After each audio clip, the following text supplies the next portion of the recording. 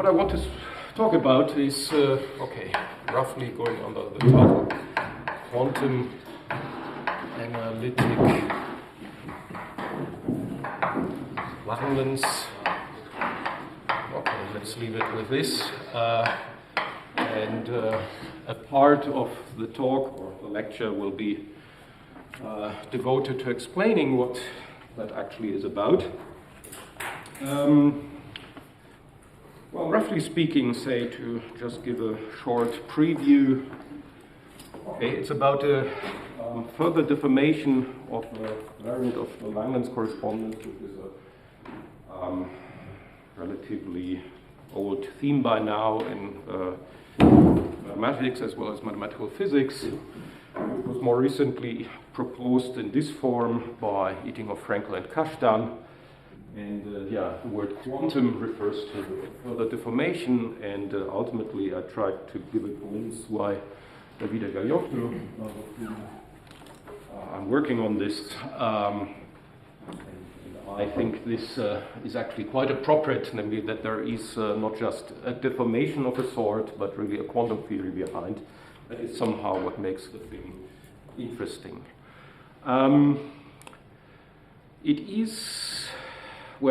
It will touch upon the main, it will be very strongly connected with the main theme of this workshop, namely the quantization of moduli spaces in not just one way, so this will be one of the slides I'm trying to make, how quantization basically is manifested in that story in at least two relevant ways.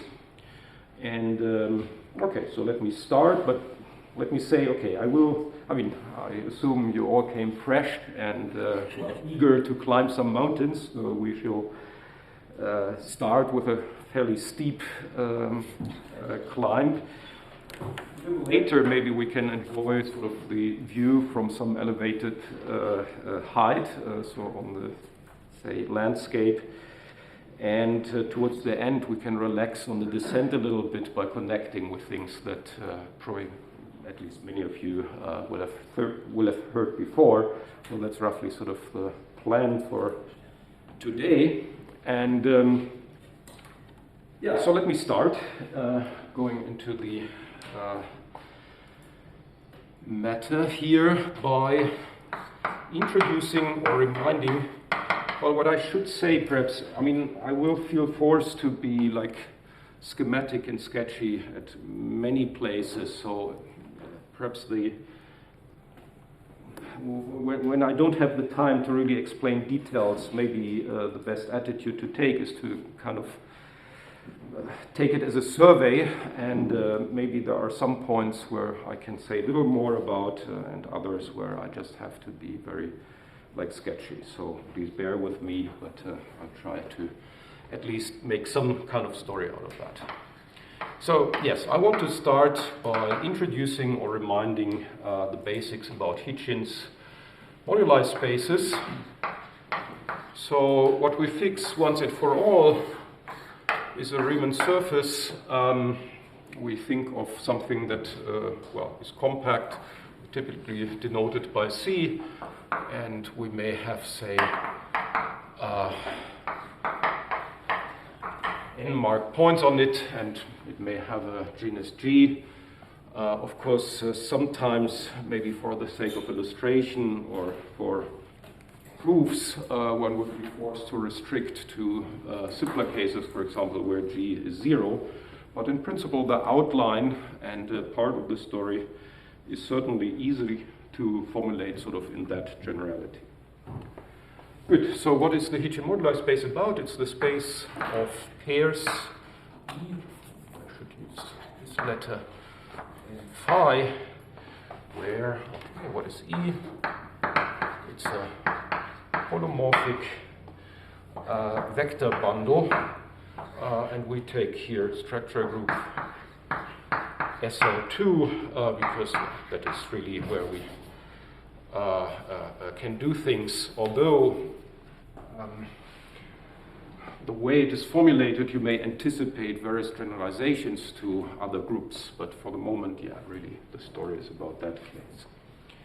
So we have a holomorphic SL2 bundle, phi, that is often called the Higgs field, is, if you want, matrix valued one form, valued in the endomorphisms of this vector bundle.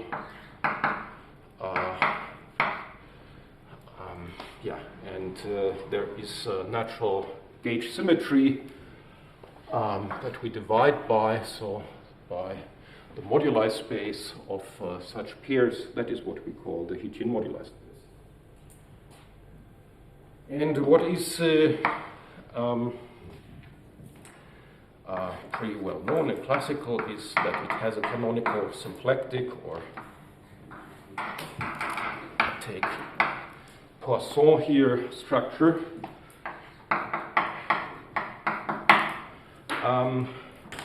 which is roughly speaking coming from the fact that these Higgs fields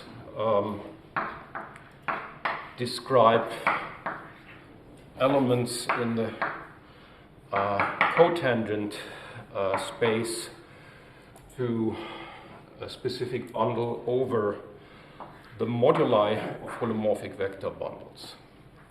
So, and yeah, the cotangent bundle having a canonical symplectic structure that induces a Poisson structure, and basically that's the thing that we want to work with. All right, so that is, if you like, that is the space we want to work with.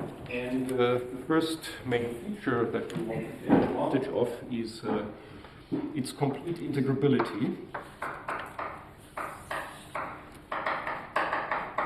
Which was exhibited by Nigel Hitchin.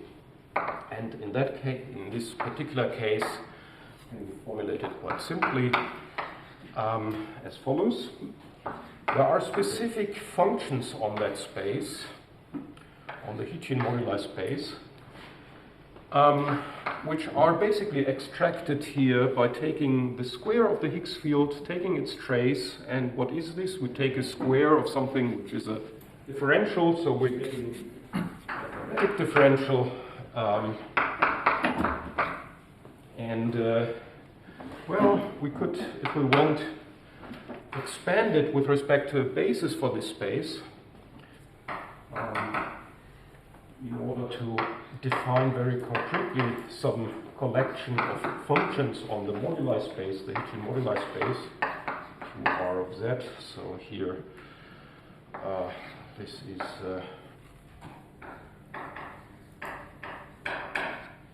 basis for that space, and these here are, of course,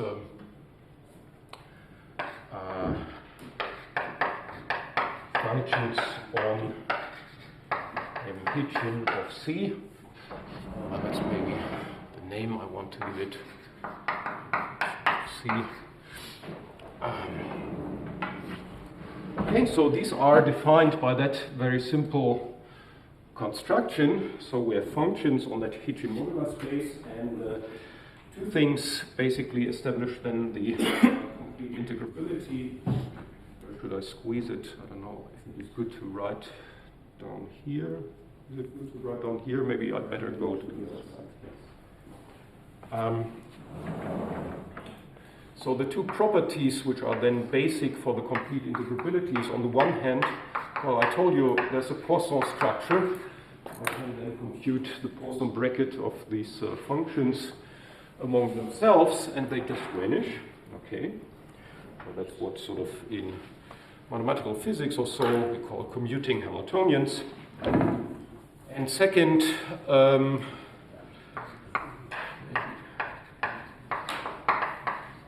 what one can prove, or what Hitchin has proven, is that by basically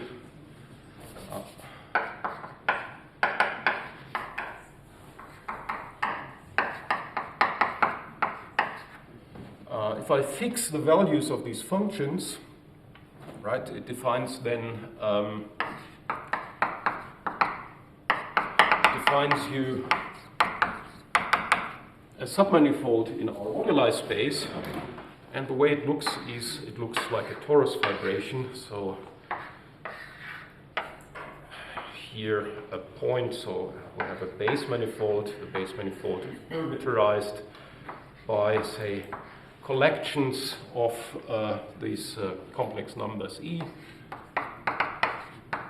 So I will often use a tuple notation like this here and abbreviate this number, which appears several times, as D for dimension. Okay, so this is, these are sort of the two basic structural results on the Hitchin moduli space, which exhibit it as a completely integrable system. All right. Sorry, what's the B? What's that? What is the B there? B. Okay, yes. For base, and here it is the space of quadratic differentials, that is the space of all possible Q's.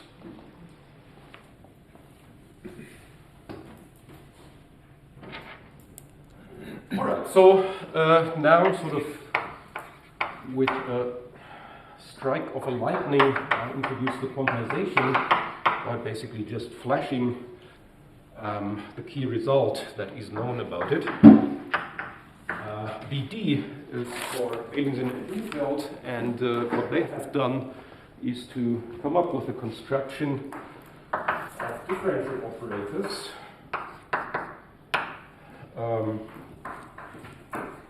In our case, this would be just second-order differential operators which act on the moduli space of SO2 modules. We denote them by HR hat because they're going to be in one-to-one correspondence with our Hamiltonians up here. Such that, yeah, what are the key properties? The key properties are they're supposed to commute with each other, now in the sense of commutation relations.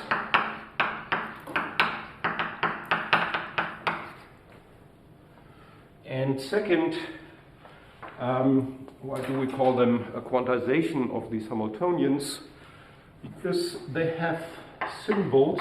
Maybe this is terminology not familiar to everybody, so let me explain it in words. I said these are second-order differential operators. So maybe just to give you some idea here, we have here some P by D XR G R S of X XR D by D XS. Plus maybe terms of lower order, where X are, say, local coordinates.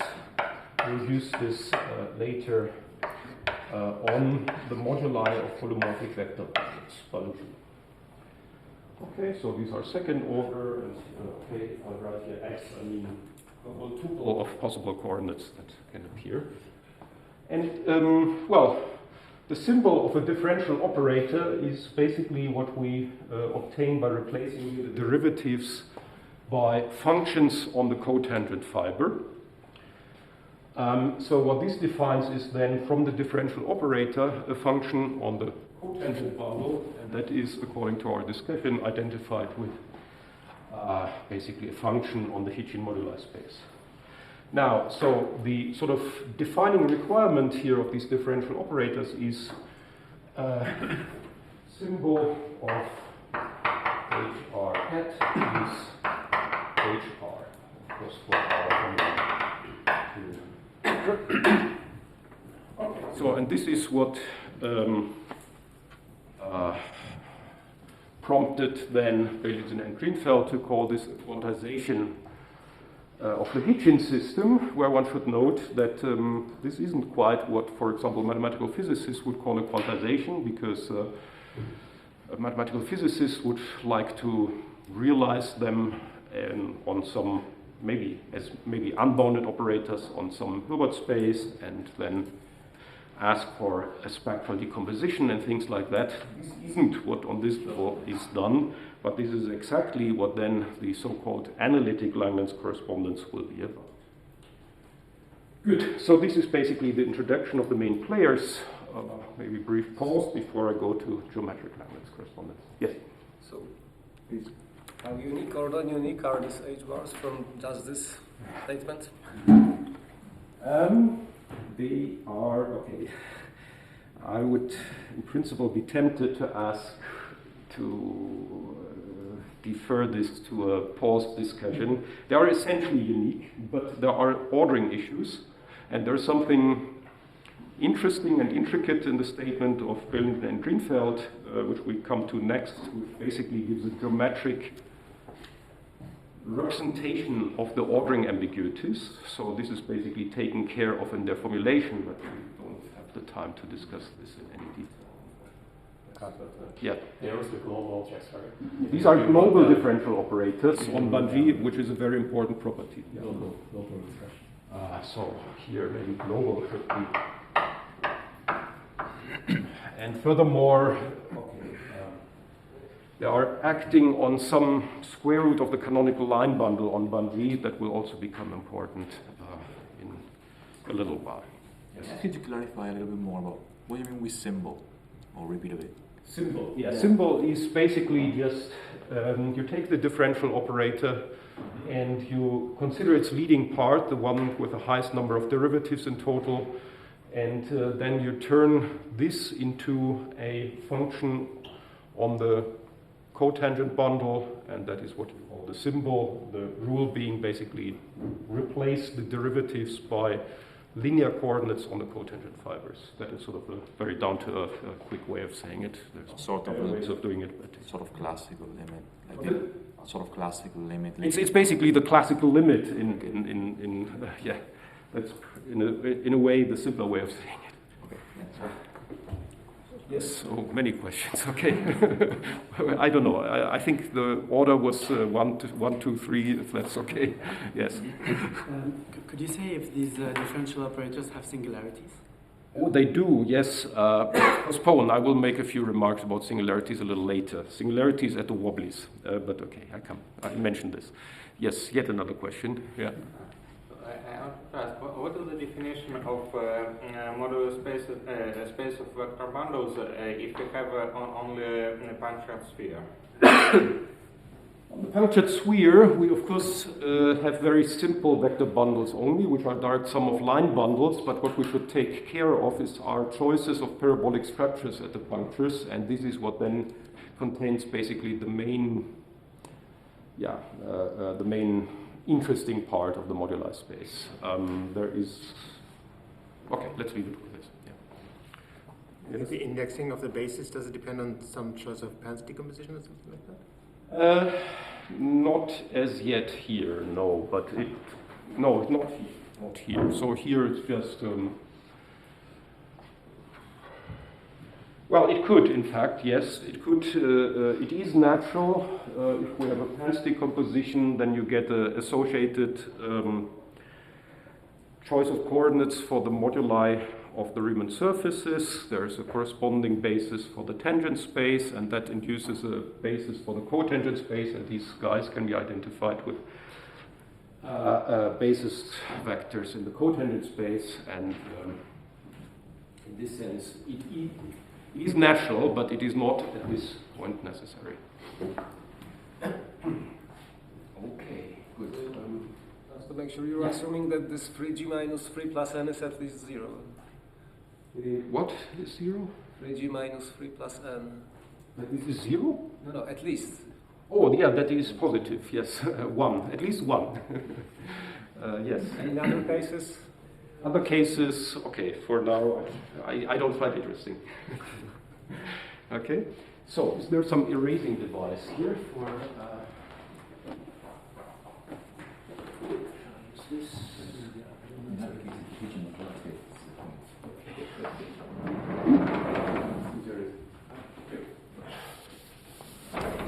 That works.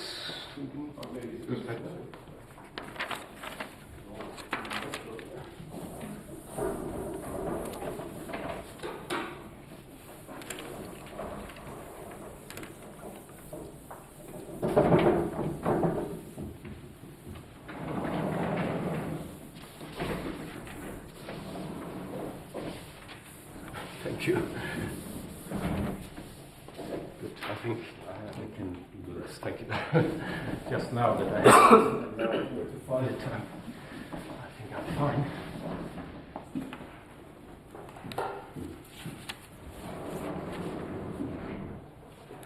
All right. next little section is called geometric Langlands correspondence. And again, I just want to give you the flavor of it, sort of the philosophical view. The way it is often formulated is as a correspondence. So I will now write some symbols and on the way explain what they mean. Between local systems in some group or Lie algebra, in fact, I wrote here because here I'm writing a holomorphic vector bundle with a connection. This is what is sort of, these are the objects on the left side of the correspondence, and then on the right side there are so-called d-modules on bun G.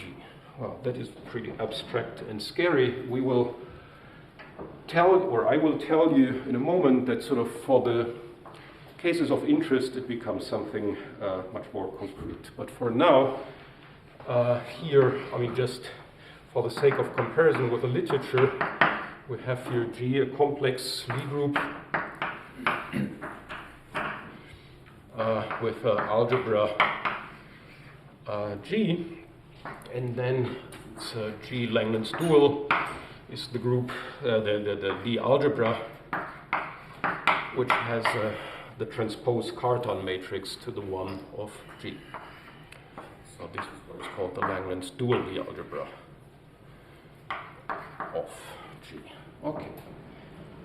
Now, so this is, wow, it's a big story, and what I really want to focus on is an important special case of that big story.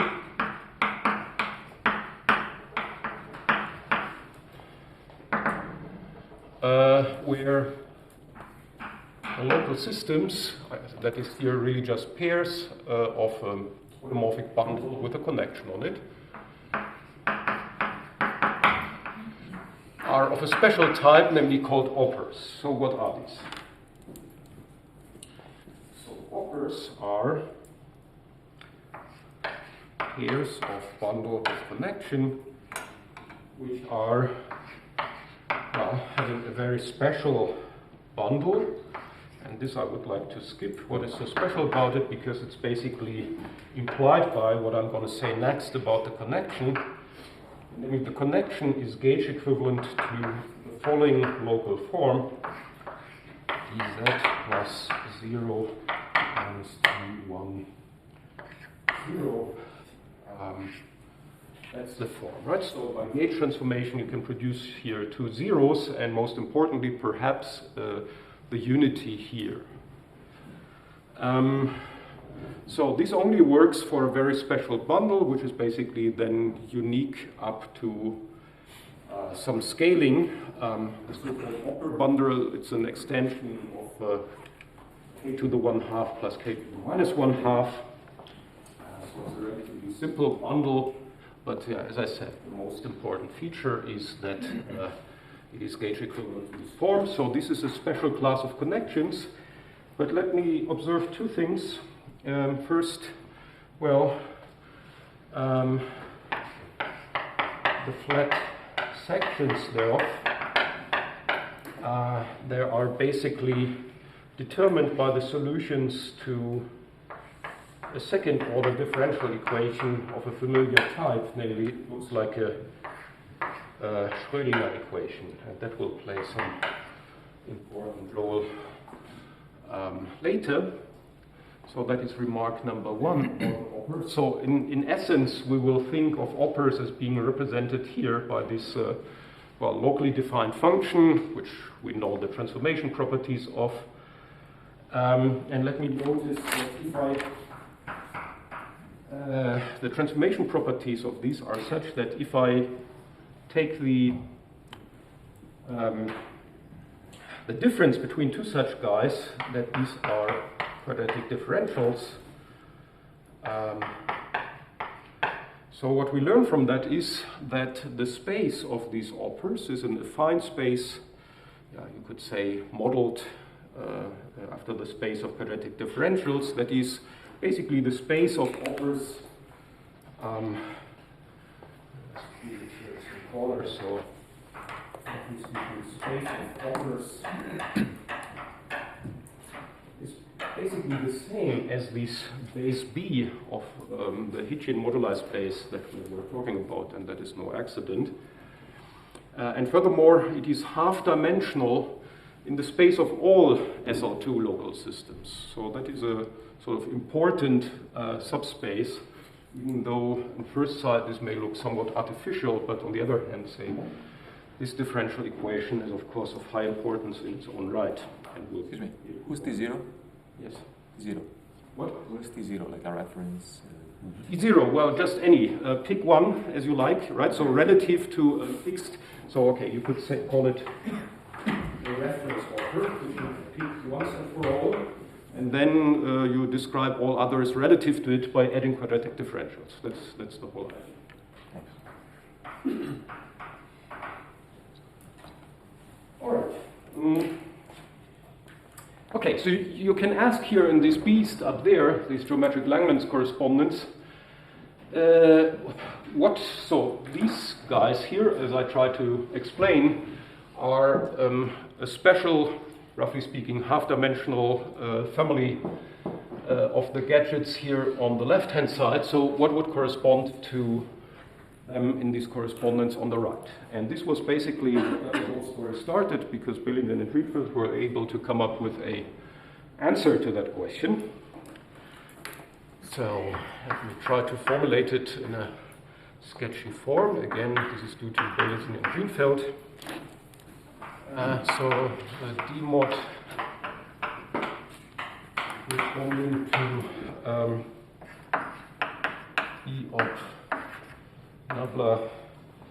I shall sometimes maybe now, yeah, I did it here already. So I put this little t here because the offer is described basically locally by these functions t, which I can parameterize again in terms of quadratic differentials. So this is what I take here as a little index, basically remembering what are the concrete data parameterizing these offers. So now I want to tell you what are the D modules which corresponded in the sense of this geometric Langlands correspondence are the Hitchin eigenvalue equations.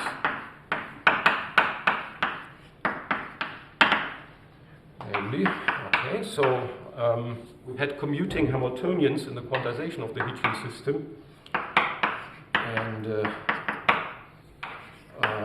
associated to that, we could write down eigenvalue equations, which would look like here. Where here, this is can be very concretely associated to the given offer. Namely, we just take here the difference between our offer T, defining here this offer local system, to a reference offer, that's a quadratic differential, and we expand it as before. So here, if you wish, we're introducing coordinates on the space of offers. That is what this notation is meant to express. And here we again have our basis for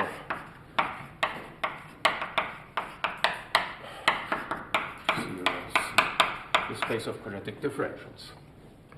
Okay, so basically it tells me very concretely, you give me an offer, it's given by T, or this collection of complex numbers ER of T, and then the corresponding D module. Well, I should tell you D module, okay, that is a big theory, a big machinery, which in particular was meant to generalize in some algebraic fashion the theory of partial differential equations, so that these partial differential equations are particular, or are defining particular examples of D modules, and from now on you're invited sort of to just think of these partial differential equations as being what represents these D modules that appear in the Langlands correspondence.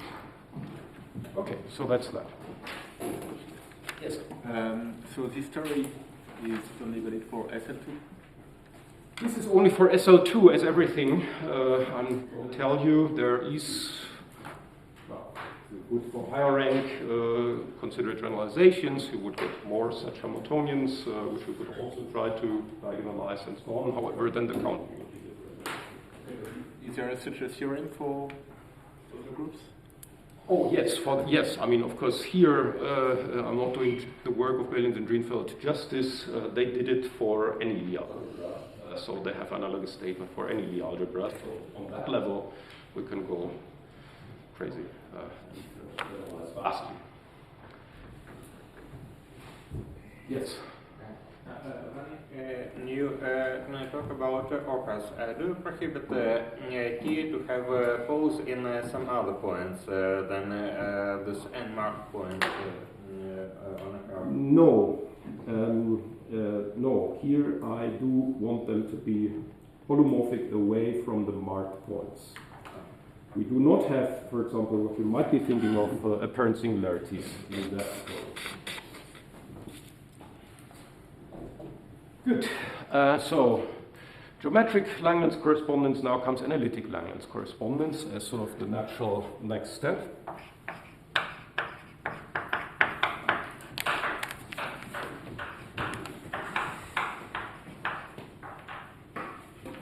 So what are the basic ideas, stripping off all the important technicalities that come with it? So the first important new idea here is consider complex conjugate pairs of eigenvalue equations. So up to now everything was purely holomorphic. Now we introduce the complex conjugation and consider also the anti-holomorphic equations. This is the first basic idea of teaching eigenvalue equations. So let's write them down. Reference HR hat psi is PR psi. But now we also could think of the complex conjugate. Well, complex conjugate in which sense? Just conjugating the variables. yes, we have we have complex coordinates, and we can then define the usual complex conjugation in that way, using complex coordinates. So then also, for example, here this eigenvalue would appear complex conjugated, and so on. And then we can look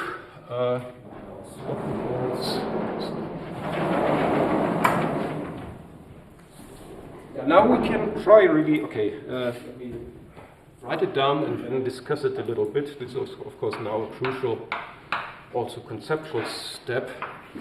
So we can look for smooth solutions or real analytic, I guess, rather, solutions. And now, yes, I do want to be a bit more precise about where these solutions are supposed to take values, namely basically in some line bundle of densities, which I can also think of as being the square root of canonical bundle of the complex conjugate guy. So locally, what are we supposed to do? We are supposed to look, say, I introduced X as a notation for local coordinates in bund G, and would look for something that now has both holomorphic as well as anti-holomorphic dependence. And I could then, however, try to form linear combination, so I can, of course, locally always find a basis for the space of solutions to the holomorphic equations and the basis for the space of solutions to the anti-holomorphic equations. And then I could try to combine them in a way that becomes single-valued, which the solutions to just the holomorphic equations or anti-holomorphic equations would not be separately. And here comes basically now the story of singularities into the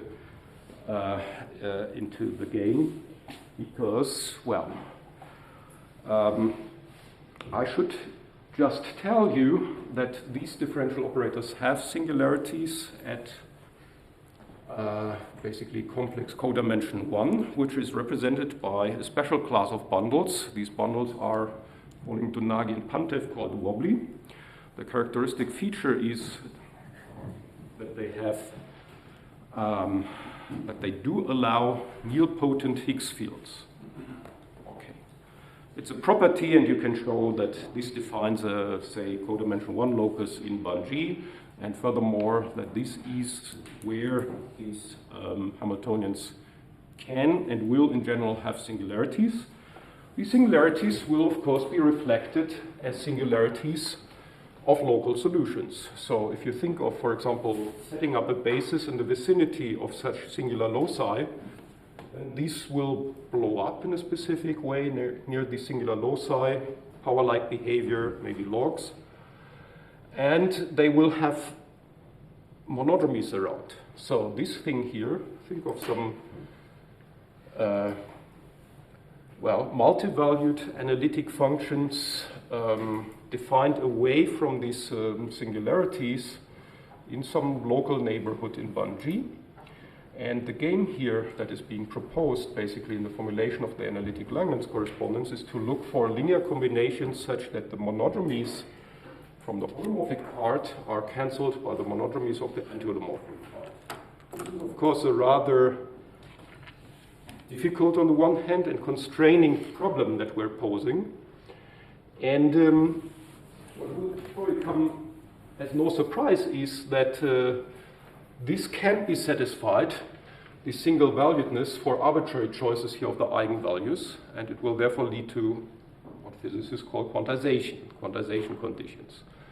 And the interest then is to describe the set of solutions to these quantization conditions. Now let me first put this on the board. This can go.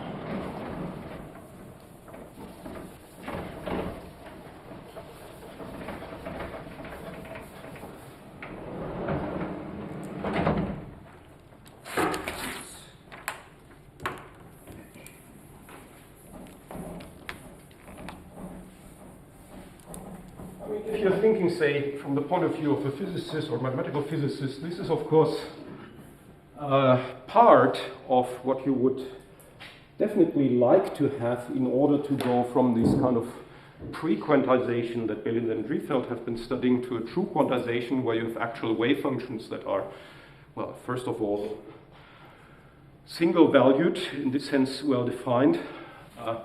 Or actually, yeah, I should complete here a sentence because that now sort of is the, I said it in words but didn't write it down, which are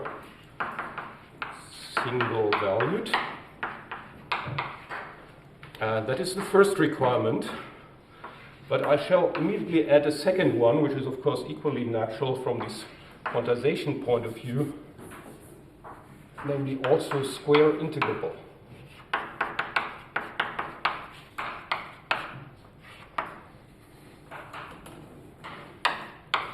Okay, so let me also comment on this.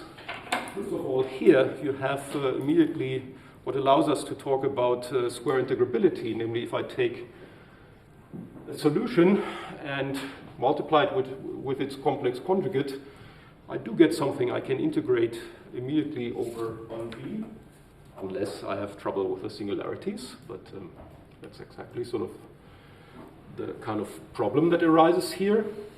But in principle, there is a space of such densities that defines a natural L2 space over Bun-G, and that is what Ettinger, Frenkel, and Kashtan invite us to study. Historically, this was something that I had proposed in 2017, and then later Ettinger, Frenkel, and Kashtan basically added a whole discussion and a whole theory, a set of conjectures, which importantly use this condition of square integrability. and thereby sort of enrich or deepen the story in a functional analytics sense. Good. But concerning the content of this requirement, well, it's not completely unrelated. I mentioned the singularities. Right? So the square integrability of such an eigenfunction, of course, requires that when we go to the singularities, called wobbly, following Donagi-Pantev, that these functions will generically develop, the behavior shouldn't be too bad. It should preserve square integrability, which, of course, if well, you have a power-like behavior of with a small power, it will work, right? So, and in fact, this is where so far, basically, examples are based on. You can sometimes, in few examples, compute the wobbly loci, the singular behavior, and so on, and check that square integrability actually holds due to a mild singular behavior near these singularities. And this is what, in particular, in the series of, by now, 3 papers of Eating of Frenkel and Kashtan has been checked for examples in genus 0. So indeed it does work, and you can prove things of that nature, at least in these examples, but of course in generality it's a set of conjectures I'm presenting. Okay. Can I ask a quick vague question? So this is beginning to feel a lot like geometric quantization, because you're almost looking for some sort of Bose-Sommerfeld orbits. Is there a way to think about it? Geometric quantization, you know, yeah.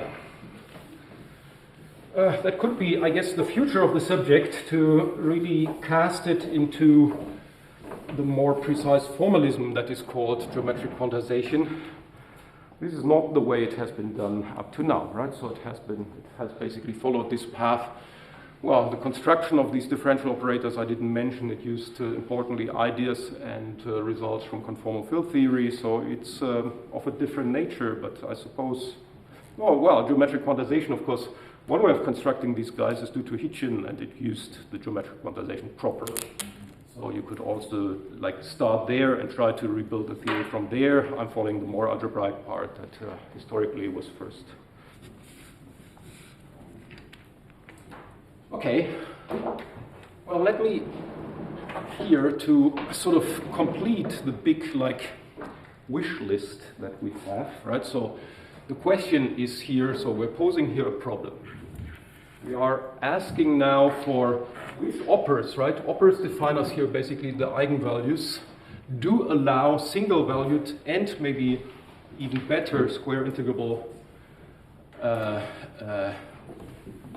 solutions like here. Can I ask you something? Yeah. Are you considering one specific coefficient C, or is there many choice of studies to different quantifications? C, the Riemann surface. Oh, sorry, C coefficients and the later. Oh, no. Okay, so this here is to be found, right? So, and we will actually describe a. So, I mean, these must be. You expect them to be fixed by the single-valuedness condition, right? A generic linear combination of this form will for sure not have the single-valuedness property. Specific choices of CKL can, and part of the problem, if you wish, is, but this is sort of, at the moment, I think, out of our reach, is to compute these coefficients. We will have an indirect way of basically showing that they exist, but we don't have a way to compute them explicitly as yet. Yeah? That's sort of about this. And let me add sort of one more important direction the conjectures of Eating, Frenkel, and Kashtan are taking, which later will become very important. Well, we now have an L2 space in the game, and we can speak of square integrable eigenfunctions, but then, of course, you would hope that you can really set up a spectral decomposition in terms of the eigenfunctions of a commuting set of Hamiltonians. And this is part of the conjectures of Eating, Frenkel, Kashtan, that the corresponding eigenfunctions are ultimately complete in L2 of 1, 2. So this is sort of, yeah, if you have a mathematical physics background, this is what you would hope for if somebody gives you a set of commuting Hamiltonians. You would really like to have a Hilbert space and a spectral decomposition determined by the spectral problem for the Hamiltonians, and basically part of the conjectures that are referred to as analytic Langlands correspondence is that such a spectral decomposition exists. But what is now really making it a correspondence, sort of in the spirit of Langlands correspondence?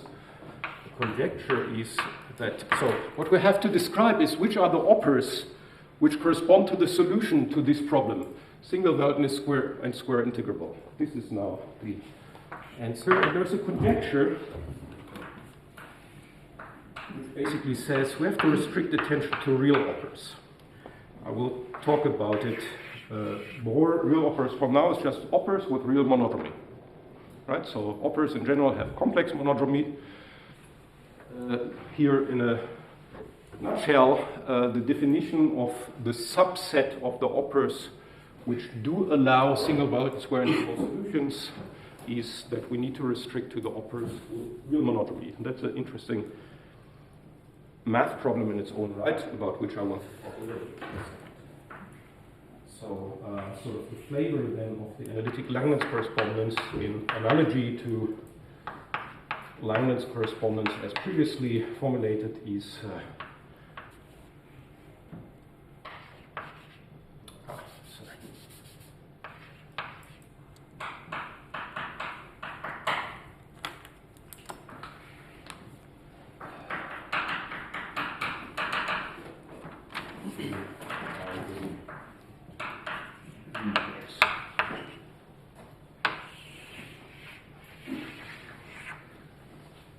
so historically, again, basically proposing that the single-valued solutions to this problem are classified by real operas was basically my suggestion from 2017.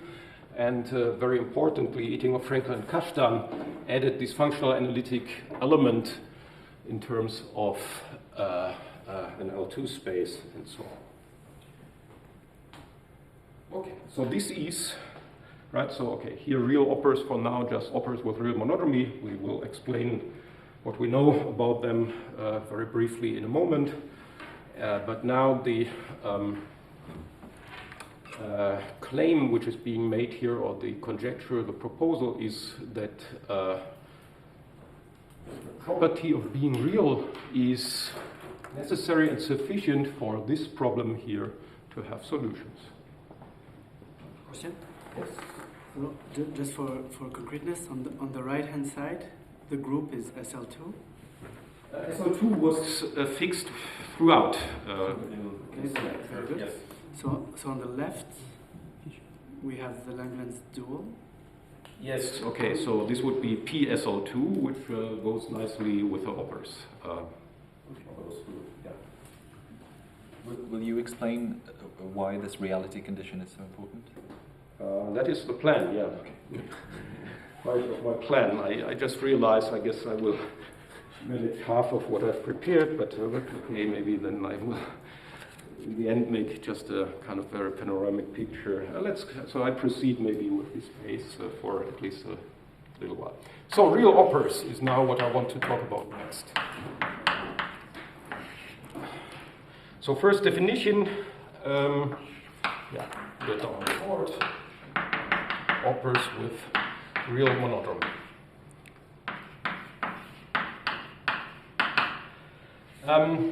That, of course, is a tricky condition to impose or study if you think of these objects now, for example, in terms of these Schrödinger-type differential operators. So how do you, by choosing T, ensure that the monodromy will stay real? So this brings you to some famous old problem going under the name of accessory parameters and so on, and this indeed is guiding you in the right direction. Namely, what you can prove, and sort of a key contribution to this is due to Bill Goldman. There's also some important work of Faltings before that. we can prove that these guys are in one-to-one correspondence with certain, and I will give you some flavor of what that means, hyperbolic metrics. So part of this story is something that is quite familiar from the theory of uniformization. So really the most classical problem in the theory of Riemann surfaces. So this equation, well, you can look for the solutions. This equation and its complex conjugate partner. And locally, at least, we know we can form from those solutions matrix of constant negative curvature that works as follows. I have to be, of course, very fast. The idea, okay, so let me get this right to imaginary part of A.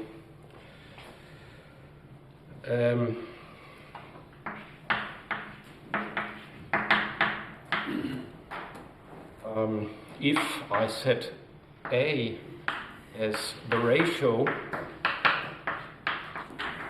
two linearly independent solutions of this upper equation, this E of Z of I equals 0. Okay, so what are we doing here? We take our upper equation. It's a second order equation. It has two linearly independent solutions. I form the ratio, and then sort of the result of some elementary computation is that this here is a metric of constant negative curvature. So that is some really classical result I'm using here. And the result, and that is uniformization theory, is that this is globally well defined if the monodromy is what is called Fuchsian. I don't want to introduce the technical term here. Let me say it implies in particular that the monodromy is real. And that leads to a unique solution, just one real offer. So just one, for a given complex structure, there's just one real offer where this here produces something that is globally well defined and nowhere singular. And that is the uniformizing metric. Well, and now what was the insight of Bill Goldman was how to extend this into a discrete infinite family of such real operas and to prove that you get all real operas in this way. That is what we need to do. So I can just give you the answer. So first there's a construction of real operas that is called grafting. So it can start, for example, with a uniformizing opera and then build from it new real operas by basically a surgery operation. And sort of in the realm of hyperbolic geometry, the idea basically can be described quite simply. So if here we have a geodesic, and this is a caricature for sort of the hyperbolic metric, then we can cut it open and insert a pair of what we could call trumpets. So here is, okay, one copy of the geodesic again.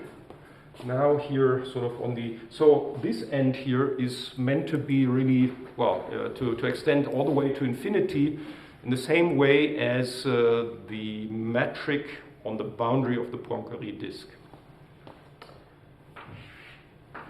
And on the other side we have another copy of that. And here's another copy of our geodesic gamma prime, and then we can sort of continue the surface as before. This is not the way Goldman had originally described the grafting operation, but say if you think about it in terms of hyperbolic metrics, it basically amounts to that. So what it does is you start with a uniformizing metric, and it introduces certain singularity lines, namely those where you allow the metric to blow up in a very specific fashion, namely exactly in the way the metric diverges on the boundary of the Poincaré disk. So it is. Why is this legal, right? So of course, from the you don't like singularities in general. However, you know, what I should say is right. What I should say is perhaps visible here. If this is the metric, you can show that in this way of constructing the hyperbolic metric, the singularity lines come from the vanishing of the imaginary part of A. However,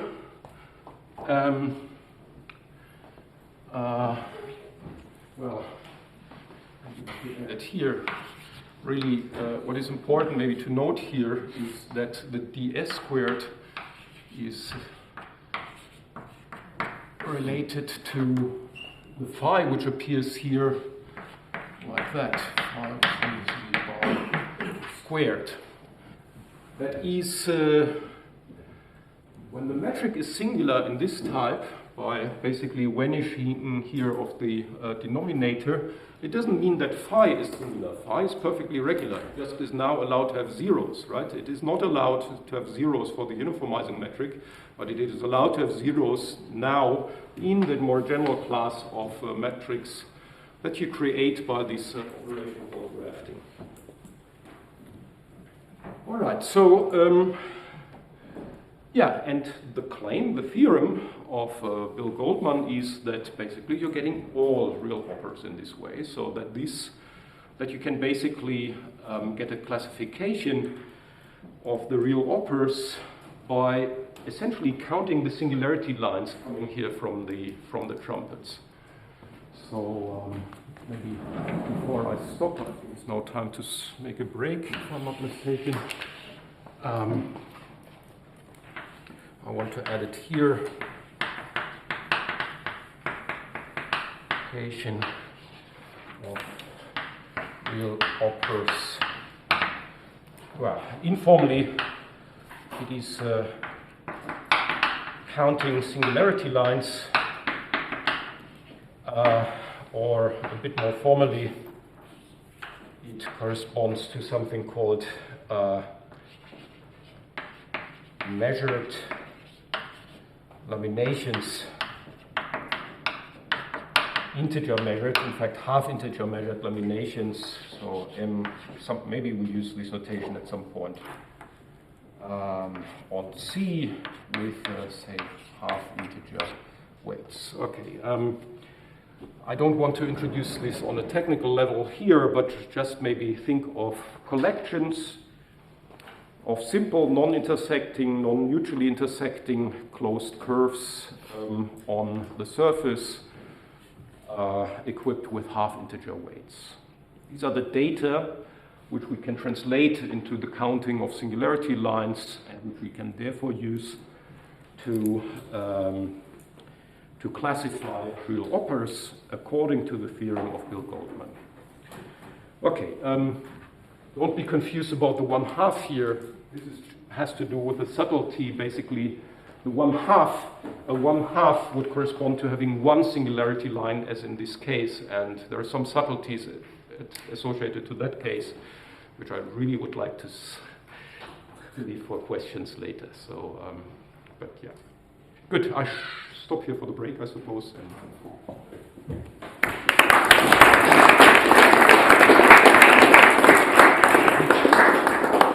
Thank you. Maybe just time for one or two questions before the break.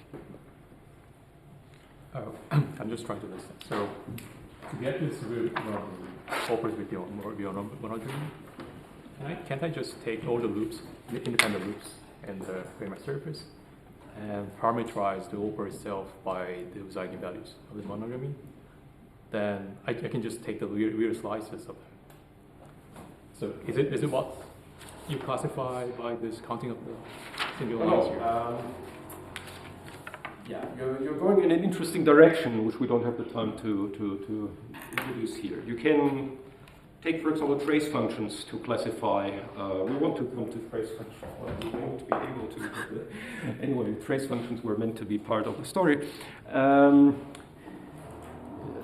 those you can parameterize by coordinates, like for example, Henschel-Nielsen type coordinates. And in fact, now we have to complexify them in general.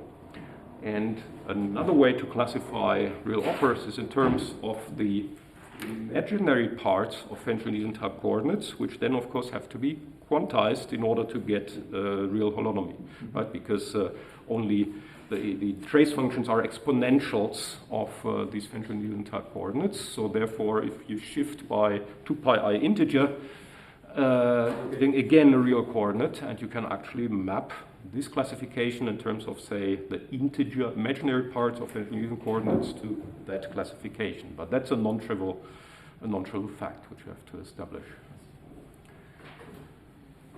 Okay, so let's have a break and restart at 10:30.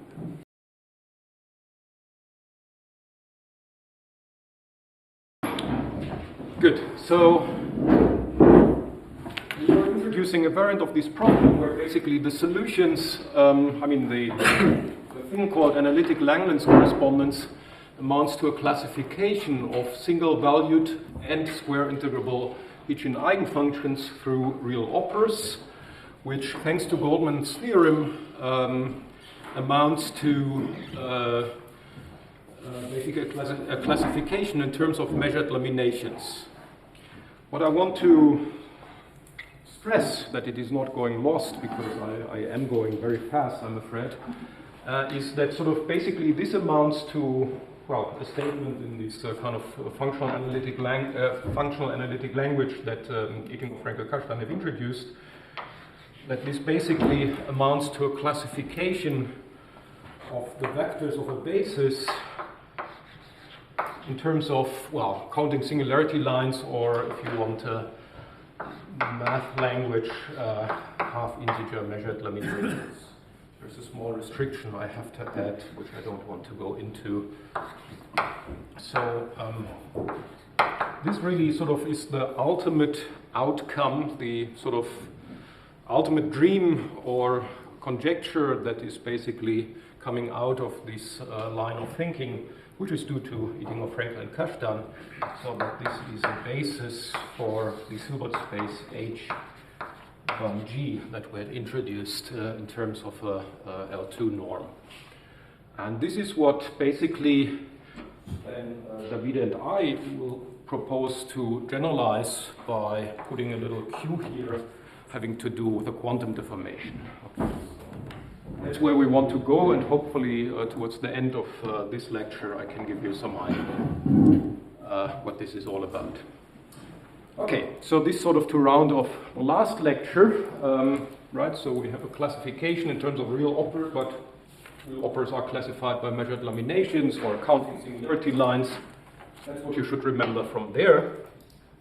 Now we want to basically discuss about an approach towards making this problem more tractable, actually solving it to a certain extent. There's inevitable subtleties that remain, but anyway, which basically goes with the name separation of variables. That is some terminology coming from the theory of integral models, going back to Sklianin, and basically following the ideas that were pioneered by Sklianin and then developed by many others. So there's a long series of important contributions, which in our case we claim, and here's sort of a big claim in a small nutshell, can be translated into the existence of integral transformations like here. What are they supposed to do, right? So the statement is we can, this is the thing we're after. Ultimately, we may want to add a lambda here, but let's forget lambda for now. So we want to here, so this is meant to become a solution to the Hitchin eigenvalue equations. And the thing is, there is a construction of those in terms of something solving a simpler system of differential equations. And what is in between here is an integral transformation with an explicitly known kernel.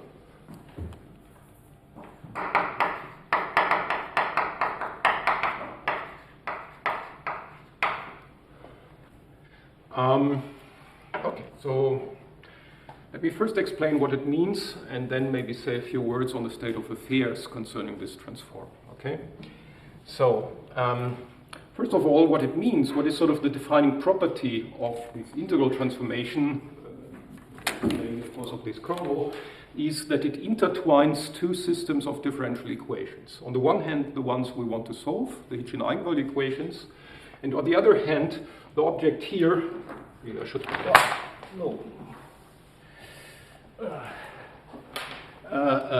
maybe use here uniform notations. This object is a system of a solution of a system of differential equations, which has the nice feature to be separated, right? You see here a collection of arguments of variables u, u1 to ud, with this combination 3g minus 3 plus n. And here, in the differential operator, only one variable appears at a time. Hence the name separation of variables. Namely, this thing here, recall, this was a complicated differential operator in x variables, which were mixing wildly. Here, they're completely separated, so we have a better hope of solving this. And in fact, yeah, I want to argue that this is very helpful for some aspects, at least, of the story. So this is sort of the claim to fame or the defining property. However, of course, it's a non-trivial task to construct such a kernel. In a sense, the idea here, as I said, goes back to Sklianin, and he had studied a model called the Goodnow model, which later then by Hitchin was realized as basically the genus zero case of a Hitchin system. So the genus zero Hitchin systems, to those you can apply Sklianin's theory directly. And well, it was until recently never written in this very explicit form. But, well, simply after knowing how that works. So the idea basically that goes back to Sklianin would be to take a Fourier transform with respect to x variables and then combine it with a very clever, and that was sort of Sklianin's great insight, change of variables in order to arrive at a formula like this. And well, if you realize it as Fourier transform with change of variables, then you have to do some computations in order to bring it in this form. And by now, in ongoing and hopefully soon published work with Desy and Duong Din, we have worked out how to do that also in the higher genus case. So this is something that is materializing and should be out relatively soon. For the genus zero case, I can give you a reference where you find the formula, the explicit formula for the kernel, which looks a little ugly, but it isn't too bad. It's built from relatively elementary ingredients, so it's not too bad. Question? Yeah. So the integral is the whole u flanks, and maybe you multiply the anti-homomorphic also. The integral is d to u. It's d to u means holomorphic as well as anti-holomorphic, right? So that's the whole flavor. We always have holomorphic together with anti-holomorphic combined. Question? Yeah. Can I think of U's as being coordinate as well on the space? These are the U's are coordinates on the Hitchin moduli space. So there's a classical version thereof. I'm also working out with Duong. Where the U's appear as special coordinates for the classical moduli space. Well, I mean, I can give you the idea. If you write, if you represent the bundle as extension, you can, with respect to an adapted basis,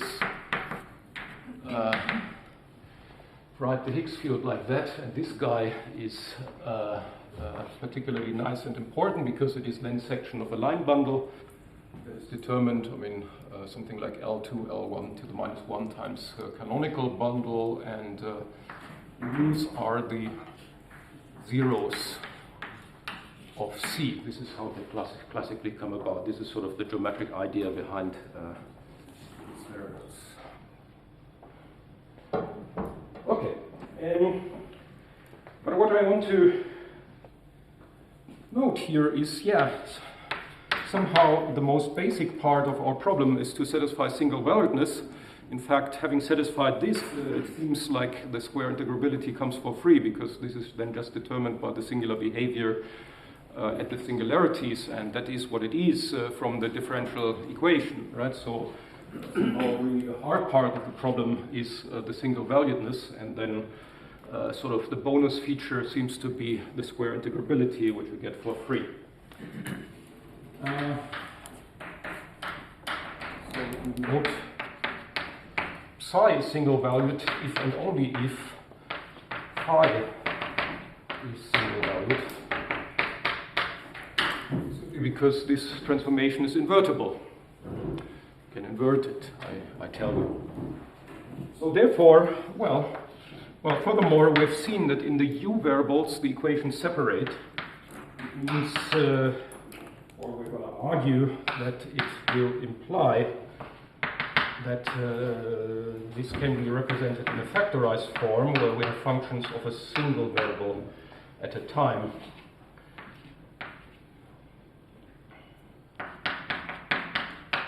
So we just take a single solution to this problem.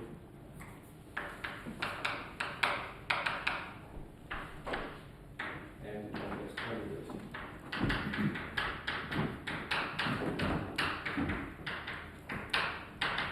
you multiply it d times, and this is what you use basically here as the input, and then you can use this as a formula constructing the sought for single-valued Hitchin eigenfunctions from the solution to this problem.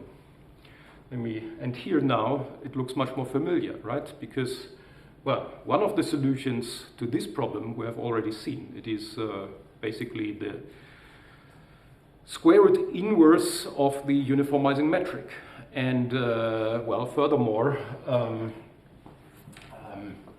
as a matter of fact, the other real operas, well, what do we want to do, right? So we want basically to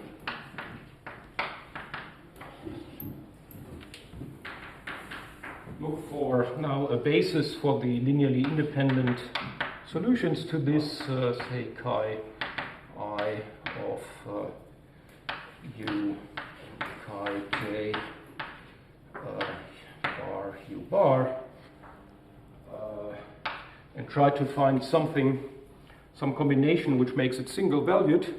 And what I can assert is that this problem is equivalent to the problem to find real operas. So if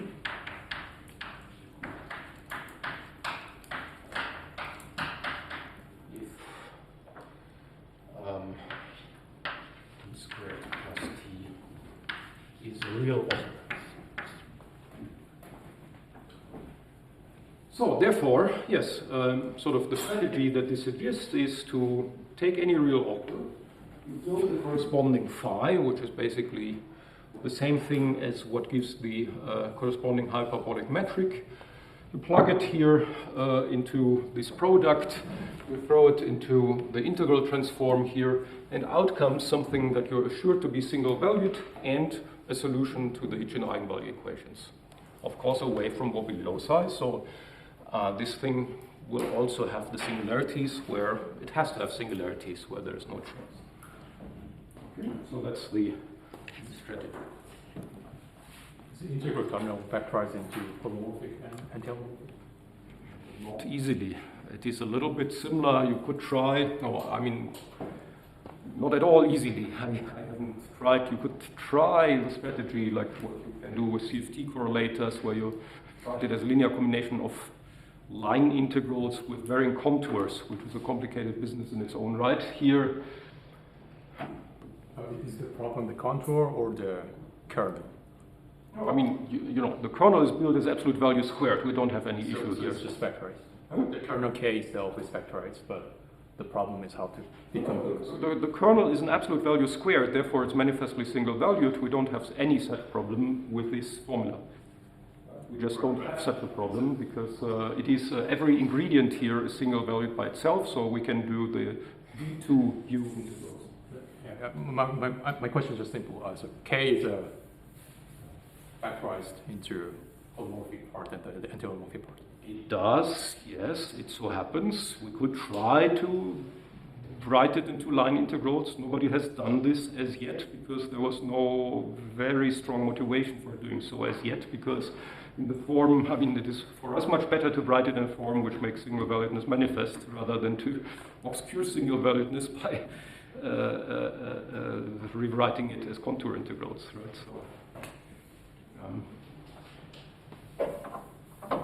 but yeah, it might be interesting for something else in the future. I'm not excluding. I mean, the question is a valid and good one. However, for the time being, I'm not so concerned about it. So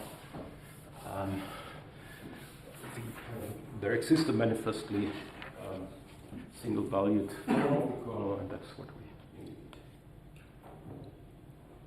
Good. Now I want to quantum deform very quickly by basically telling you that this thing has a very natural quantum deformation, which is basically known, almost known.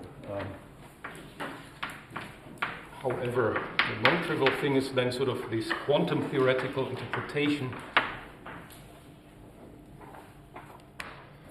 I abbreviate here, separation of variables is SOV, and our proposal is going to be that this brings us into what we think is natural to call quantum analytic Langlands.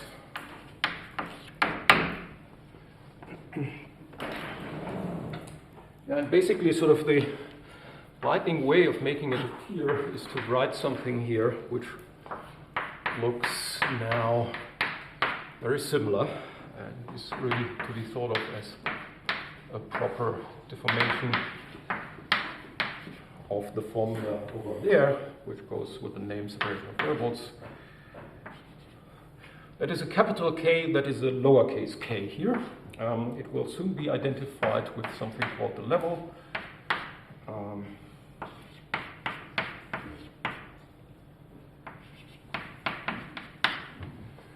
Okay, these are just symbols. So who's who?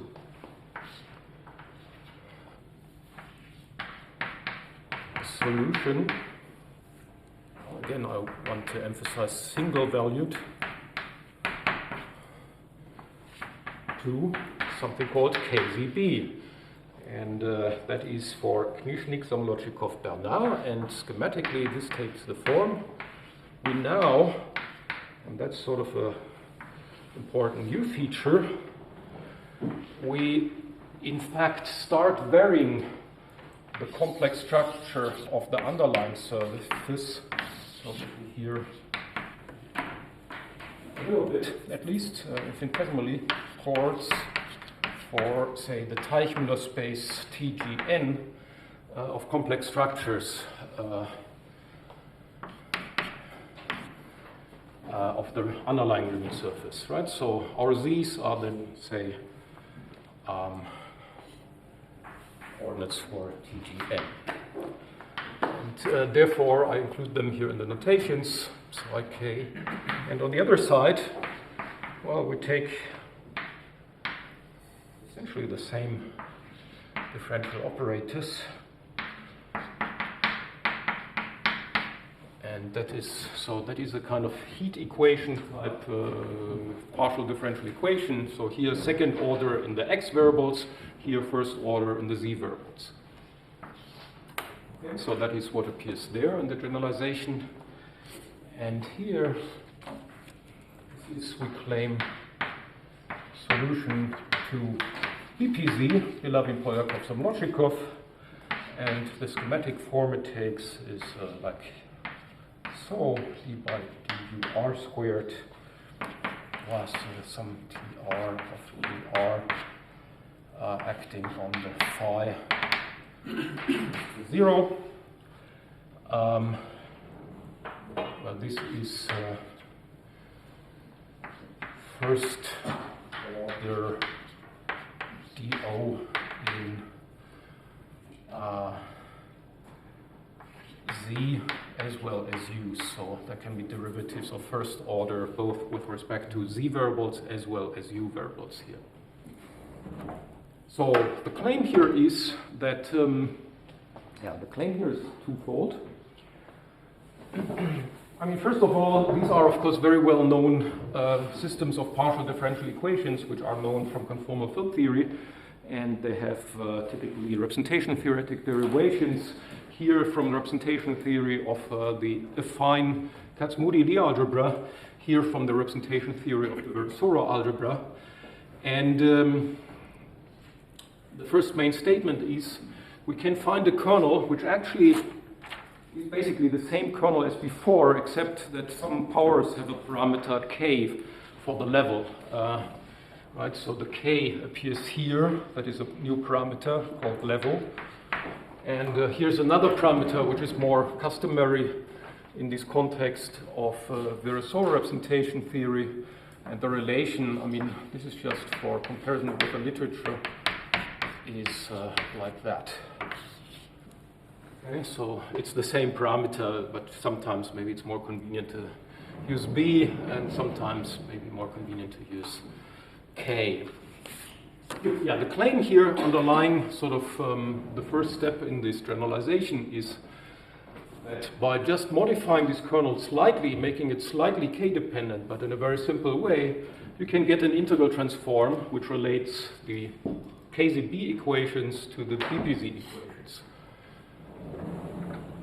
Okay, nice, but not that new actually. Sorry, so is there something here about this Liouville WZNW duality behind it? It's this, exactly. It is this. Can you say, because like, so you have this stuff about H3 plus. Yeah, H3 plus is going to come, right? We have to, But I have to tell sort of how to produce solutions to these conditions, and CFT gives us the solutions. But I thought that this was very specific to SL2, or instead you can do. We have restricted our attention to SL2 throughout the lectures, although I indicated sometimes that it may have generalizations, which I do expect here. But of course, specifically, I mean, what is dependent on that? For example, the D here is dependent on using SL2, that it is 3G minus 3 plus N, but I would expect that there are generalizations to higher rank, but in many respects these are challenges for the future. So for the moment, as I said, I restricted to SL2 once and for all throughout the whole lecture. Who was first? Okay, I don't know. For the case of the higher rank, so there's a description using supersymmetric gauge theory and using certain presentation of the conformal block. There's a way to construct the higher rank version of that.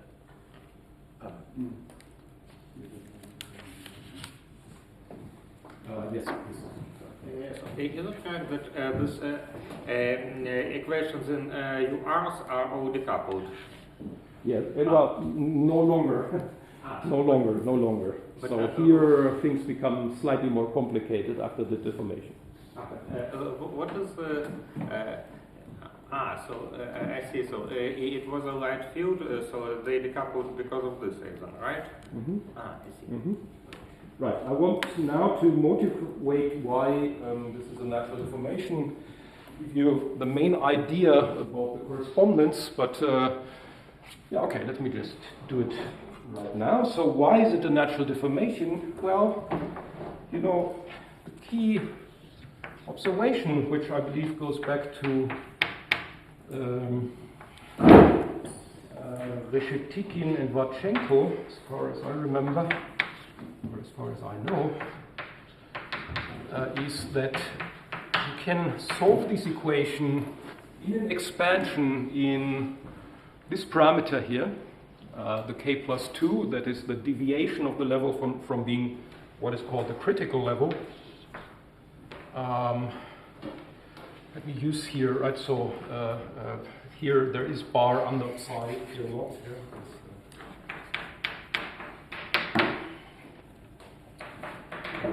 Very like sketchy here, very imprecise, but anyway, sort of, you can make an ansatz and to leading order solve the BPZ equations. So if I combine this ansatz with BPZ now written maybe in the opposite order to make the correspondence more visible. What this implies is you know, just if you plug in this ansatz into this equation, you will find that this equation in the leading order up to higher order corrections in this k plus 2 parameter, they require that the following system of equations is satisfied in R of C. So that is a potential for what now is immediately recognized as sort of Einstein equations. Right, so there are two data introduced into these ansatz, that is psi. Psi has to solve with respect to Hitchin Hamiltonians, which are here an eigenvalue equation, and the condition basically determining here this potential in the exponent, which gives some singular leading part in the limit k going to -2, that has to satisfy this equation in order to solve the equation to the leading order. So that is identified thereby as a potential for the eigenvalues. And, well, in that sense, right, so in that sense, you can say that in the limit k going to -2, this system of equations goes to the Hitchin eigenvalue equations. And what you can argue in a similar way is that something similar happens here on the left, namely that it is written already in a suggestive form that basically by making a similar ansatz, this differential operator t here becomes realized as multiplication operator, in fact by this little function t characterizing classical opera. So maybe I added here in a very schematic form dpz goes to du squared plus t of u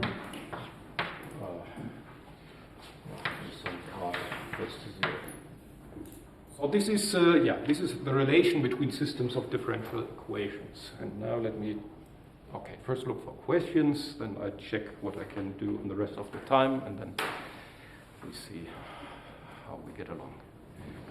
Do you understand the relation between the higher genus KCB connection and its Tsuchi-Ueno-Yamada construction? Like, they also have this stuff in higher genus WZ and W, right, in principle? Are they?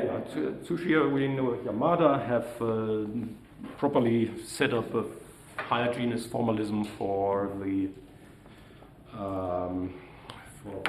CFTs with affine Lie algebra symmetry, implying in particular, of course, the KZP equations. So they are. Bernard and another formalism had done it before, but okay, the rigorous story is due to Tsuchi-Ueno-Yamada, and well, in some sense here on a lot of this literature, I claim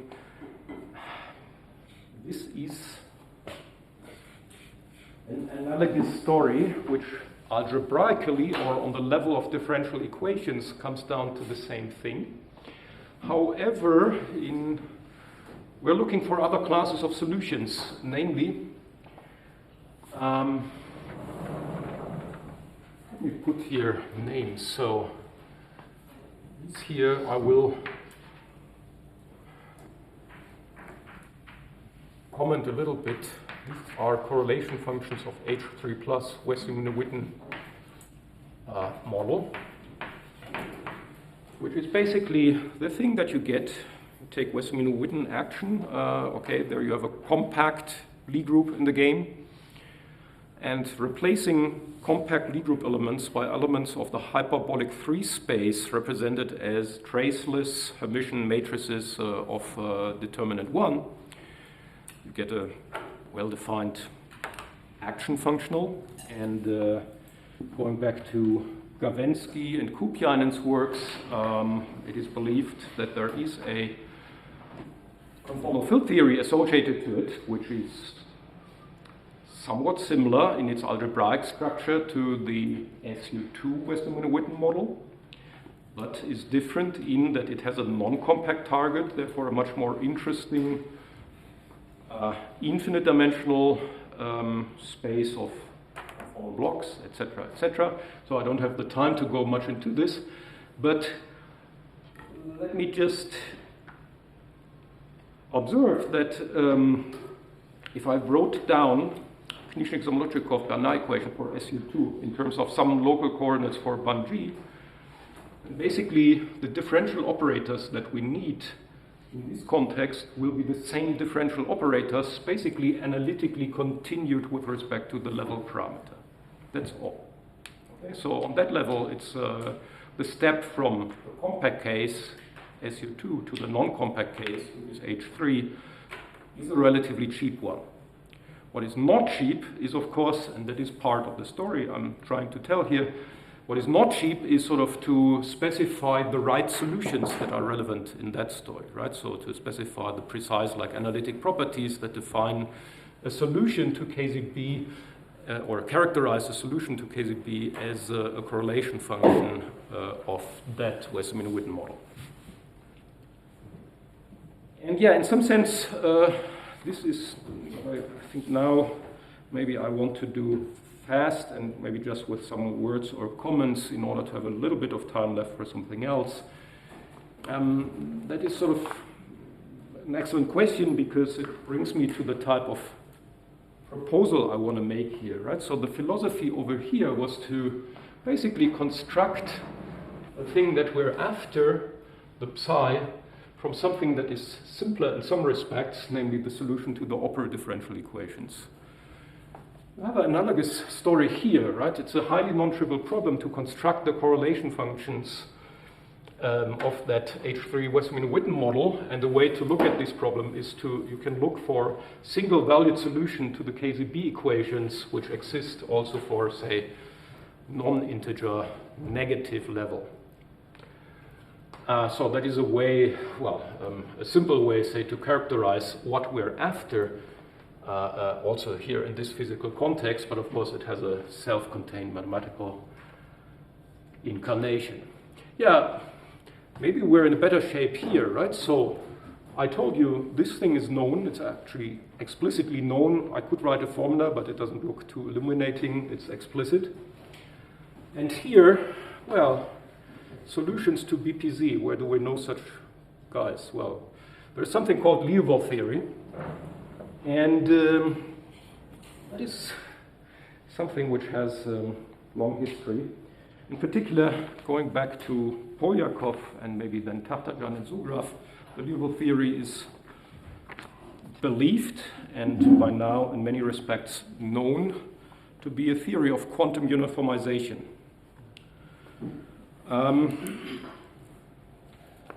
Okay, how can I, so maybe I erase it here. I want to say a few words, but really here, of course, this is a tip of an iceberg I have to more or less keep hidden for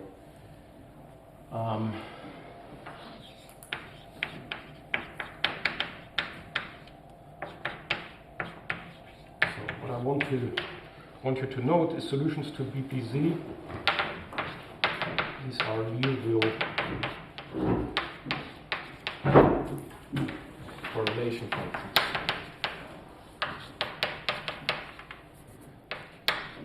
Note again, single valuedness is important requirement for the thing that we're ultimately interested in. Again, this is a holomorphic equation, but we ultimately need to find linear combinations of holomorphic as well as anti-holomorphic solutions, which are called blocks, which make the thing single-valued. And basically, we know by now how to do that after a long time. And okay, I myself spend a lot of time on this. By now, however, one can claim that thanks to advances in probability theory in physics known as constructive quantum field theory, initiated in work of David, Kupian, Rodez, and Vargas, this is a rigorous mathematical story. So there is a rigorous construction of the path integral for Liouville theory, which can be used to derive these equations here, which are equivalent to those coming from representation theory, and thereby, after a long series of efforts, prove that these things are mathematically fully well-defined, rigorously defined objects. So, okay, now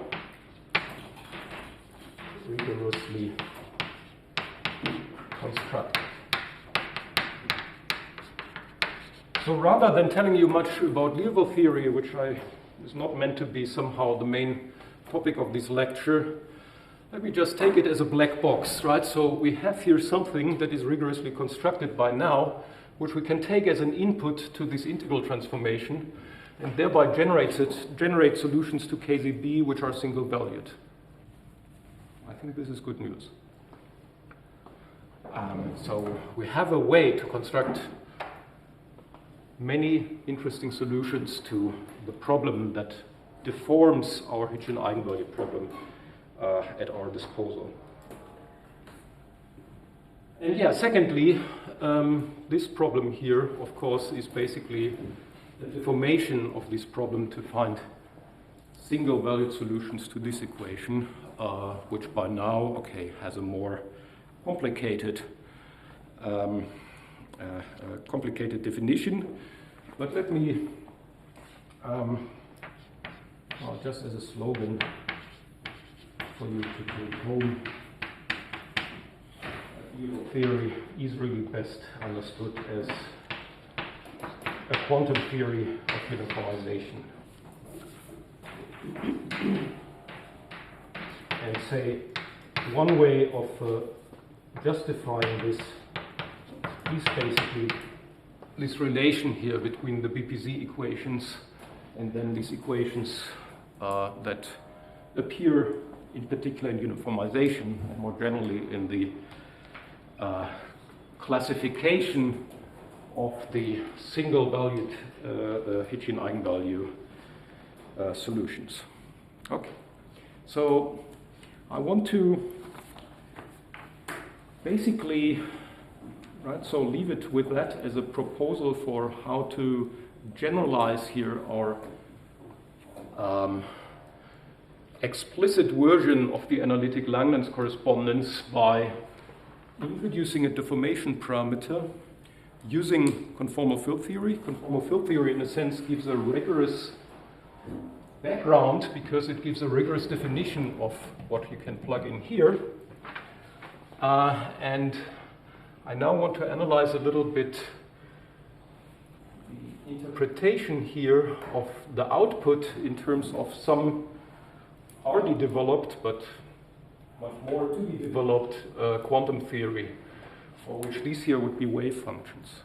Okay, that's sort of where we want to go. But maybe I look here for questions, because Just a question. So here you use 1 over k plus 2 as a Planck constant for your quantization? yeah, k plus 2 will be basically will play the role of a Planck's constant. Yeah. But when you introduce your h hat, it's a quantization of your original Hamiltonian. Aha, there's another h bar. Yeah. So What happens to this correspondence when you take this other h bar to 0? Okay. Make me draw my favorite diamond diagram. There's Hitchin. It's a quantum Hitchin. There's CFT in the two guises, that is Liouville theory, Westermann-Witten. And we have here, say, parameters that we could also call epsilon, and many people like epsilons these days. So then it would be, I think here, epsilon 2 being essentially, okay, I may now screw up sort of the details.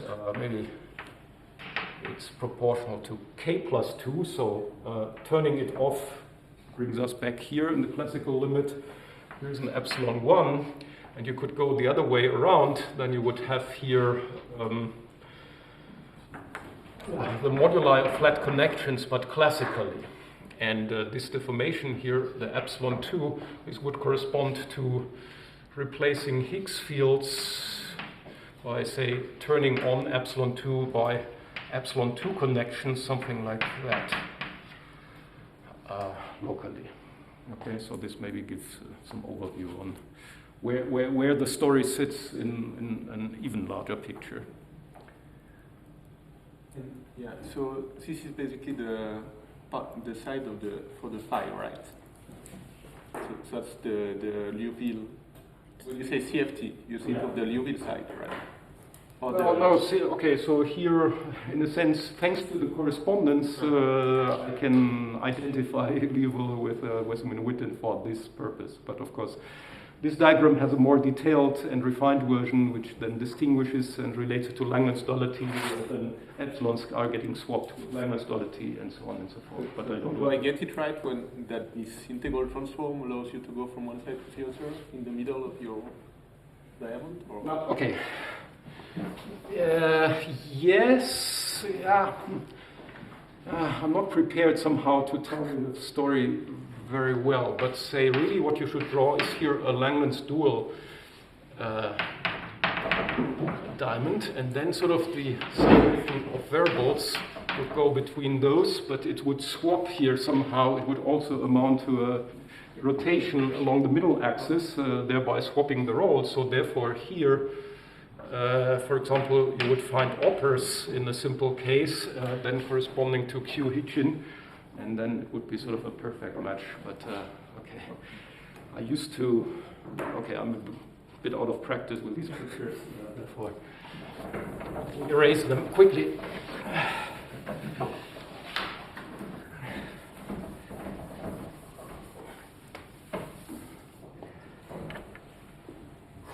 Take a breath. Okay. Good. There is one thing that you should have asked me after presenting this. So now, okay, especially here, I try to motivate or try to persuade you that this relation here between these partial differential equations from conformal field theory deforms our story of the single-valued Hitchin eigenvalue problem in a natural sense. However, I was telling you, okay, you can plug in here Liouville correlation functions. So you could plug in Liouville correlation function, then take the limit where a plus 2 goes to 0, also called critical level limit. What do we get? One solution. That's not much. One. It's the uniformizing opera that we're getting, because I told you Liouville theory is the quantum theory of uniformization. So the main question, and sort of this was somehow the main starting point, as well as sort of the main technical content of part of our work, is how do you get the others from that point of view? How do you deform the solutions created by grafting? And answer is okay, that is sort of the next step. What is the quantization of grafting? Something that in CFT is known as the Linde line operators. So saying this, what else? What could it be? What else could it be? But yeah, it's a bit non-trivial story here. Sorry, for the cases that you had for the higher genus, you said that that one is also known by now. So that one is also one solution? Yes. So then it would be the Liouville correlation function with a collection of degenerate fields on a higher genus Riemann surface. And this is also something that has been constructed by now, so that exists as a mathematical object. So, however, also there in the higher genus, there's a unique object called Liouville correlation function, uniquely defined by specifying maybe the types of representations associated to punctures, which you in physics call vertex operators, and the positions where you allow extra singularities associated to the so-called degenerate fields. But having specified these data, the correlation function is a uniquely defined object. Just one. Okay.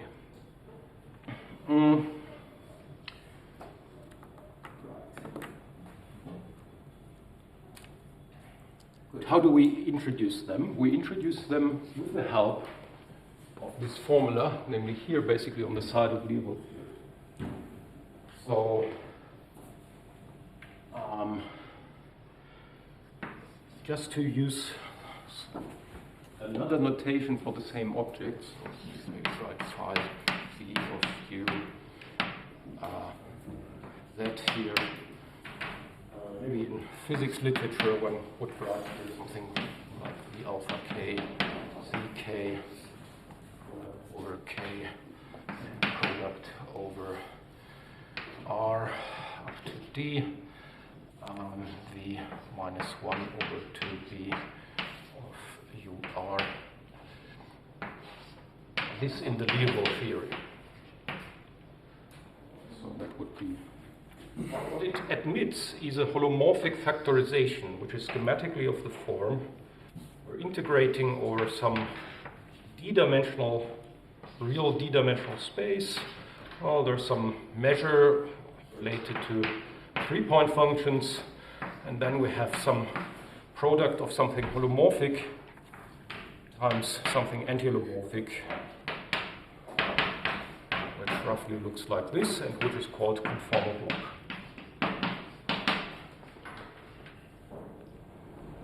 Okay, so this is a feature that these guys have to admit the so-called holomorphic factorization, introducing the so-called conformal blocks.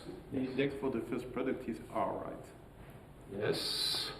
For the here I wanted maybe to use a different index because the range is different. So yeah, but it's not the level, right? Huh? It's not the level. It's not the level. Okay, k is bad. Yeah, thanks. K is bad index. Let's call it L. So both S to the S the domain.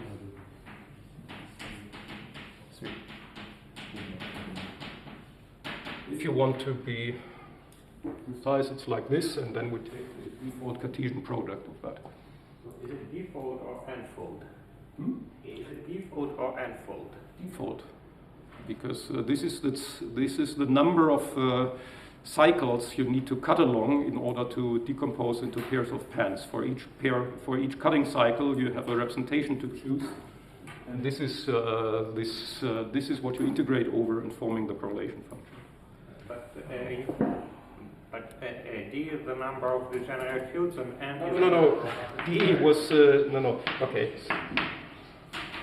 We defined it in the first lecture like that because and D is just meant to be for dimension, not for degenerate. And the number of degenerate fields is the same, right? The number of degenerate fields. Yes, right. In our case, in order to apply it here, to plug it in, it should be the same. Yeah, this is what you need. Well, there's a story here about stratification and so on. There's a maximal stratum where you need exactly that number of degenerate fields in order to create here the input that we need. And what does mu enumerate? the subscript mu. Mu, yeah, thanks.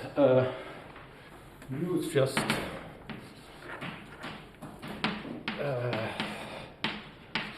we write such a formula for each choice of a Pans decomposition, then we can figure out and specify very concretely and very precisely all the ingredients in that formula for each Pans decomposition. So mu is just a notation for the choice of a Pans decomposition. So on the KCB equation, the Z, you have as many as the dimension of the Teichner space, right? The Z's, yes. And here you just consider the position of the map point? No, nobody tells me that I cannot have more than those, right? I complete the position variables by other moduli for the handles in order to get coordinates for the Teichner space. That's just for convenience of notation, what was assumed here without saying. So can I think of this integral as gluing those pans? That's exactly how you should think about that. Yeah. Could there be an estimation over intermediate channels when we start to generate fields? If we start to generate field, we can in principle get two conformal blocks. Yes. Some of such things. Yes. Actually, sorry, I forgot to. I forgot to write.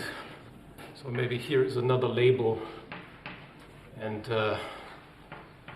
in this way, we can sort of write it more generally, right? We need also to have labels for the tensor products of the two-dimensional spaces of solutions to the BPZ equations, and I just call them collectively I or IMAT in LaTeX. So yeah, that's what we need for sure, yes. Thanks. Good. The main reason I introduced the holomorphic factorization was in order to have a way to produce the linear line operators, which is sufficiently explicit and computable, but I cannot really introduce them here in any detail, but I can give you the idea, I suppose. Right, so the idea is roughly as follows. So we start from a Riemann surface and well, we give it a Pans decomposition, maybe mark here the general fields with some labels for basis elements in the space of solutions, and associated to it there is a construction called Lewin construction in conformal field theory, producing conformal blocks. Now you can modify this by basically preserving all these data, but basically you can pair create another pair of degenerate fields that you want to play with. So here's a -1/2b, here's a -1/2b, and well, a special property of these degenerate fields tells you that if you bring them close to each other, what appears there is the so-called vacuum representation. Here I have to assume a little bit of familiarity with conformal field theory, otherwise just take the output as as a statement.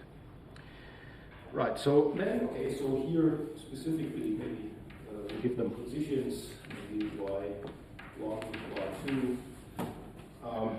and now we start moving them around. We can compute the analytic continuation along closed curves with the help of the very same equations as we have here, now replacing u by y, namely the position in local coordinates of these degenerate fields. Right, so you can compute the analytic continuation of one of these degenerate fields along, say, any closed curve. And then you can bring them close together, and as I said, if you bring them close together, they produce in particular the so-called vacuum representation, which is not altering conformal blocks substantially and can therefore be omitted. The upshot of this, so the three main steps are, you can call it maybe bottoming, the first step, pair creation. So I'm sketching you sort of the idea behind the definition of the linear line operators, so pair creation of representations, then analytic continuation by BPZ, and in the end, annullation.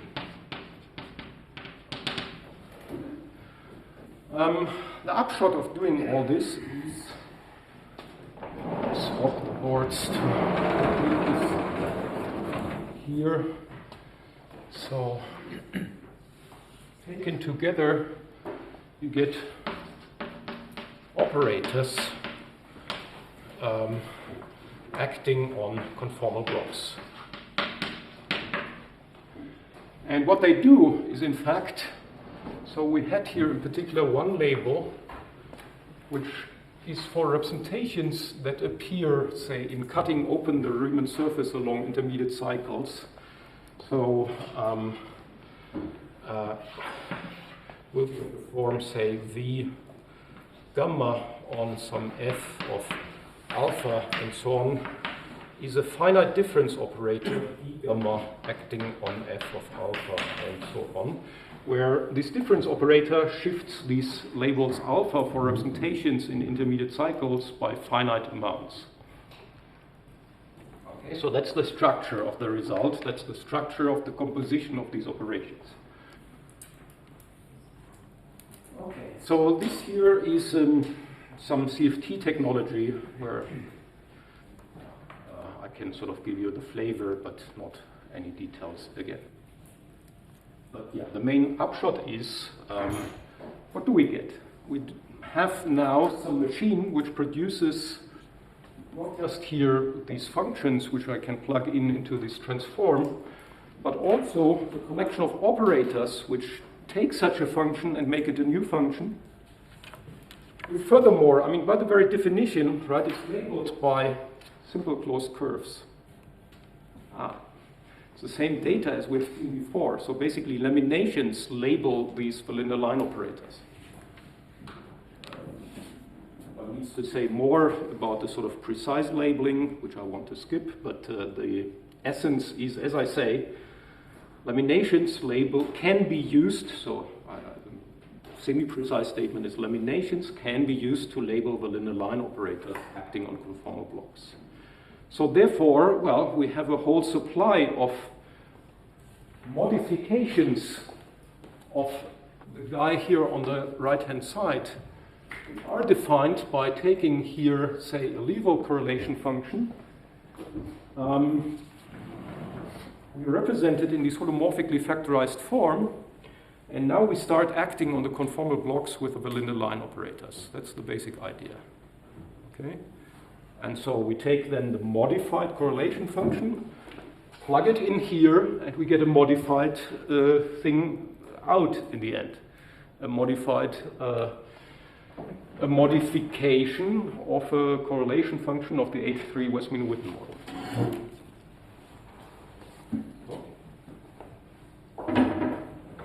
So that's the overall picture. Yeah, and now to bring this to some sort of conclusion. So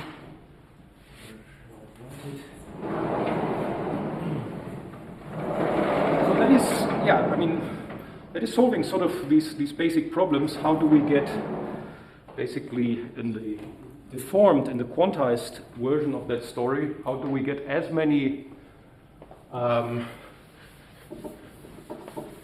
solutions to our problem to find single-valued solutions to Knischnik-Somlochikov-Bernard equations as we had in the Analytic Langlands story, where they were classified by laminations in turn corresponding to real operas. So I want to kind of advertise the quantum Analytic Langlands correspondence. No, okay, before I do that, so I should say what I now refer to as quantum Analytic Langlands correspondence. And then so first define it basically more precisely.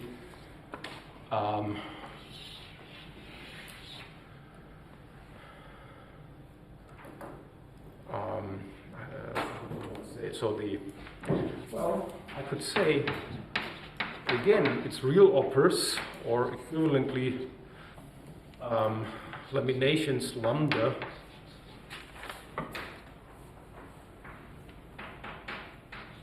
Classify them.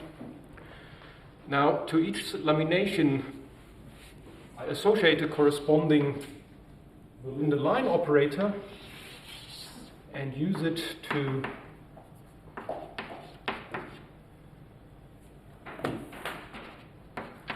construct a single-valued solution to KZB. Right, that's what this construction allows me to do. I start here, I modify the Liouville correlation function by within the line operators, use this as input, out comes something that is single valued as density on 1D, on the moduli of holomorphic bundles. You may now ask somehow, in the Analytic Langlands story, there was some beautiful deepening of the story thanks to Kashtan, by eating of Frankel Kashtan, is there something we could say what square integrability and maybe an actual interpretation in terms of a quantum theory? And yeah, the proposal with David is we can. In order to do that, you just need to make a few more observations.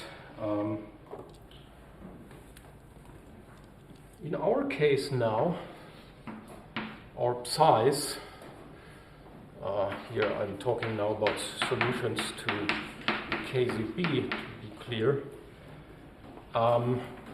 I argued, thanks to this story of the linear line operators, we can produce a whole discrete infinite family of such size by modifying with the linear line operators, which in turn are eliminations. And if I asked, sort of about global properties on Bun-G and so on, then the KZB equations would make sense for sections of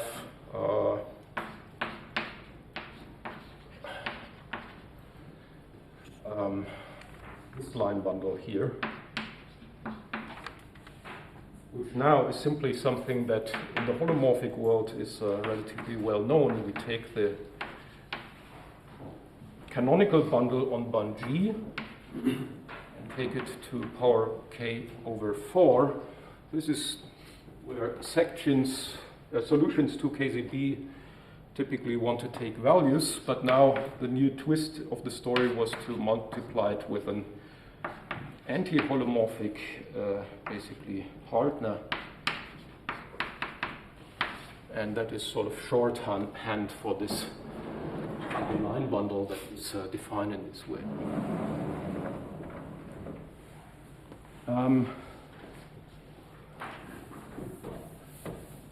And now let's do something that looks a little funny at first sight, but and it took me a little bit of getting used to this, but it makes a lot of sense after a little bit of reflection.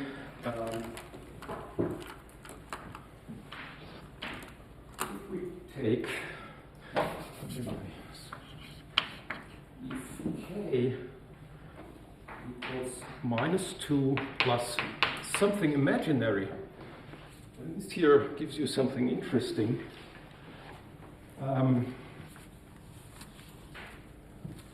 Maybe,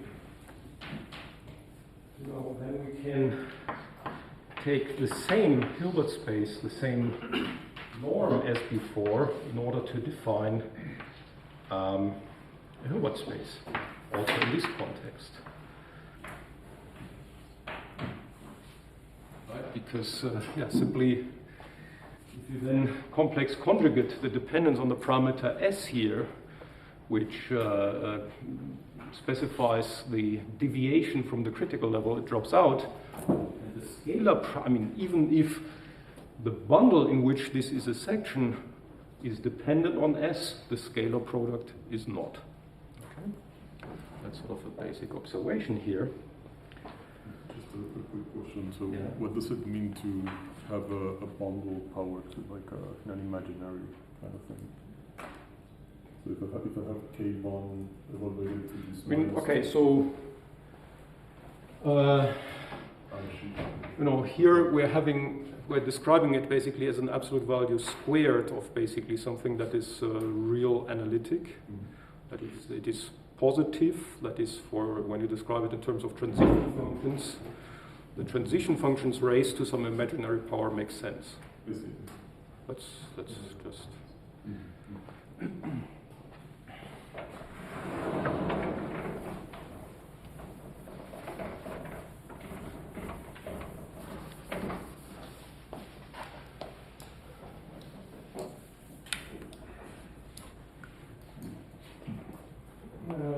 Okay, so, and now sort of come here two main conjectures, which basically you can view as direct deformations of the corresponding conjectures of Ittinger, Frenkel, and Kashdan, which, however, of course, in this context get some maybe new aspects to them. So let me write them down in a concise form and then maybe discuss them a little bit.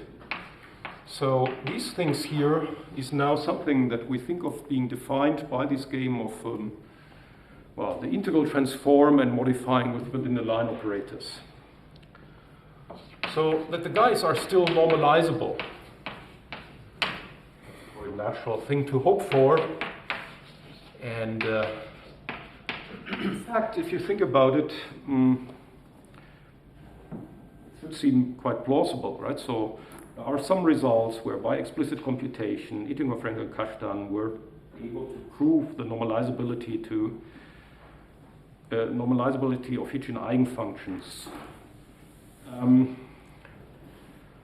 That will just be some conditions on the, say, exponents in the expansions near the singularities.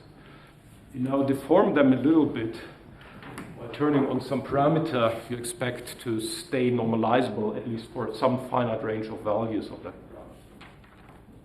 I think from that point of view, it should be very plausible that this holds, but okay, strictly speaking, of course, here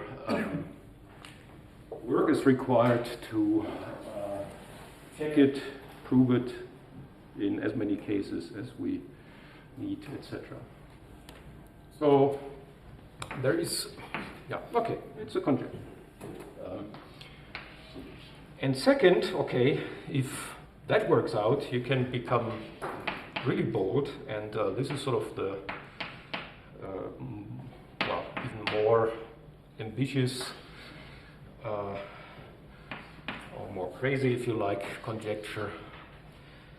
That still also you could hope that this completeness conjecture / theorem that you have at k equals -2, thanks to the work of Ittinger, Frenkel, Kashdan, that this also admits a deformation. So that this set, which is just labeled by our measured laminations or real operas, is complete in L2 of 1G.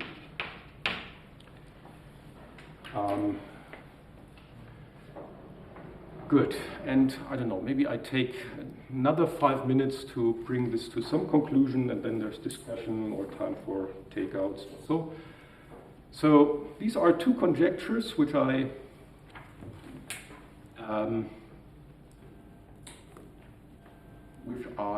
propose here, which a priori are nothing but the most naive and most natural deformation of the Ittinger-Frenkel-Kashdan conjectures by turning on S, based on this definition of a Hilbert space that we have here, which of course makes the problem, which is basic for the very formulation of these conjectures. Okay, so that's for the moment all. However, two things are quite remarkable, and I want to stress sort of in order to connect it also to other quantization problems that are of interest and that will be studied or discussed in this workshop, I believe. Namely, so let me here maybe stress two features that are kind of implicit in what I've been building up here, but which haven't been spelled out as yet. So maybe A, if these conjectures hold, then we can argue that H1, this Hilbert space, is a module of what? I mean, we have this action of a linear line operators, but now this becomes, well, it's a non-commutative algebra of some operators, which I now want to talk about. So a priori, okay, let me stress, so here this is just algebra of the Linde lines. Whatever these funny beasts may generate, this we call AV for Verlinde. Okay, but let me note, of course, we are free to act with these Verlinde lines, so the definition makes sense on the holomorphic part of the correlation function, but we can equally well take the anti-holomorphic part. So there's another algebra of Verlinde line operators on the correlation function, and I can consider both.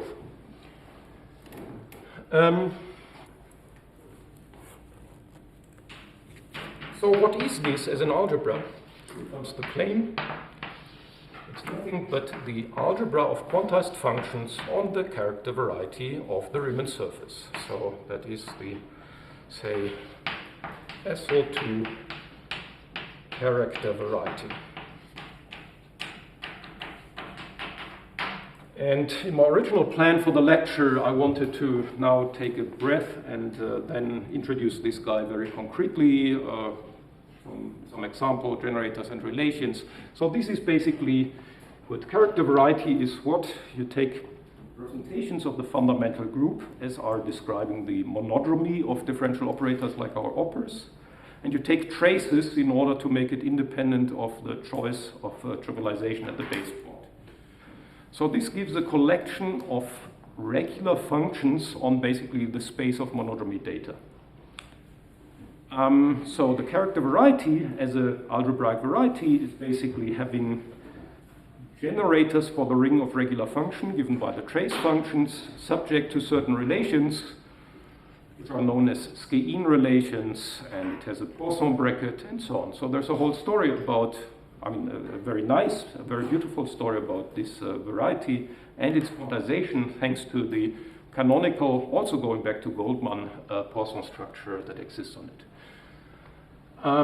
What I'm claiming here is a non-trivial claim, which is that the algebra of Verlinde line operators is nothing but a quantization of the character variety, which means what? It means so here, this is a magnification glass looking at a part of the surface C, some disk. Here is some line gamma 1 going through. Here's a line gamma 2 going through. We have Verlinde line operators associated to these lines. I can multiply them, so this that gamma 1 is above gamma 2 indicates some order L gamma, which way around do I want it? Like this, gamma 2, and that this is equal to a sum with a, say, q to the, okay, which power was it? Prepared. Yes, well, it's the simplest thing. That's q to the minus 1/2, like that. So this is just then, we'll produce a new contour, say, gamma 1 concatenation with gamma 2 by, say, resolving the intersection in this way or in this way.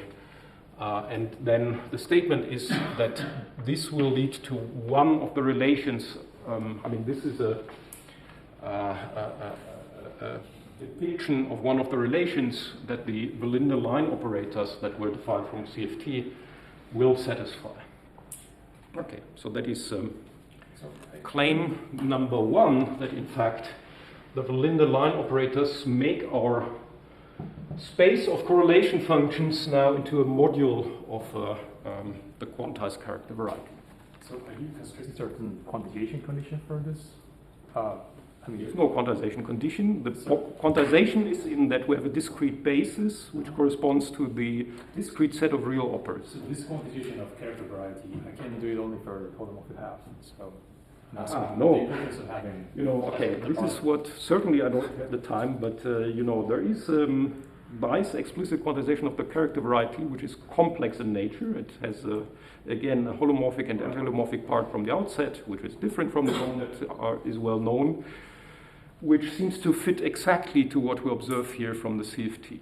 And that can be written down quite explicitly, basically on some Hilbert space, which is H of S1, the unit circle, cross Z, the integers, to the power 3g minus 3 plus n.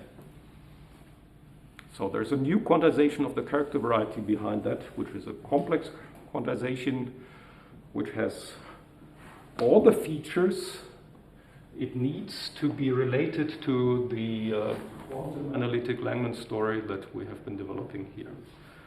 That's sort of going to be the upshot, but yeah, maybe I just take a breath and a short.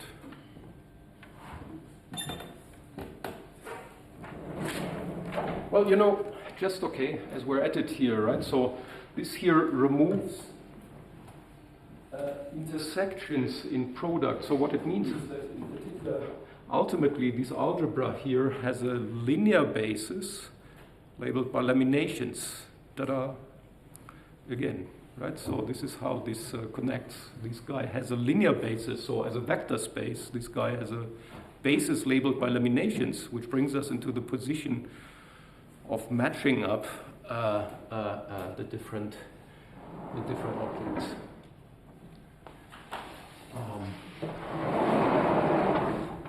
So sorry, is this then called quantum analytic? Because if you really take the limit epsilon 2 goes to 0 in your diamond diagram, you get like the previous analytic Langlands correspondence, or is more like is it like this? What is it? This hyperkähler rotation business? So,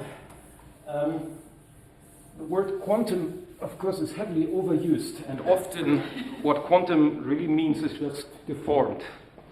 And in the first iteration, it came as deformed because we were just saying there is a natural deformation away from the critical level in affine Lie algebra terms, which brings us from this analytic Langlands world of Hitchin eigenfunction problem to CFT, which corresponds sort of to a second arrow in the diamond. Epsilon 2 star. Right, so this was just deformation. Now what I'm trying to convince you is the result has a very natural, conjectural interpretation as an actual quantum theory of its own right in full glory, where we really have then basically a basis labeled by the real operas. That's sort of the second step, that quantum indeed is well deserved because it amounts to an actual quantum theory with all the nice ingredients, including scalar products, square integrability, and so on. So, can I ask, so what's the nature of this equivalence? How canonical is it? The nature of which equivalence? This here. Yeah.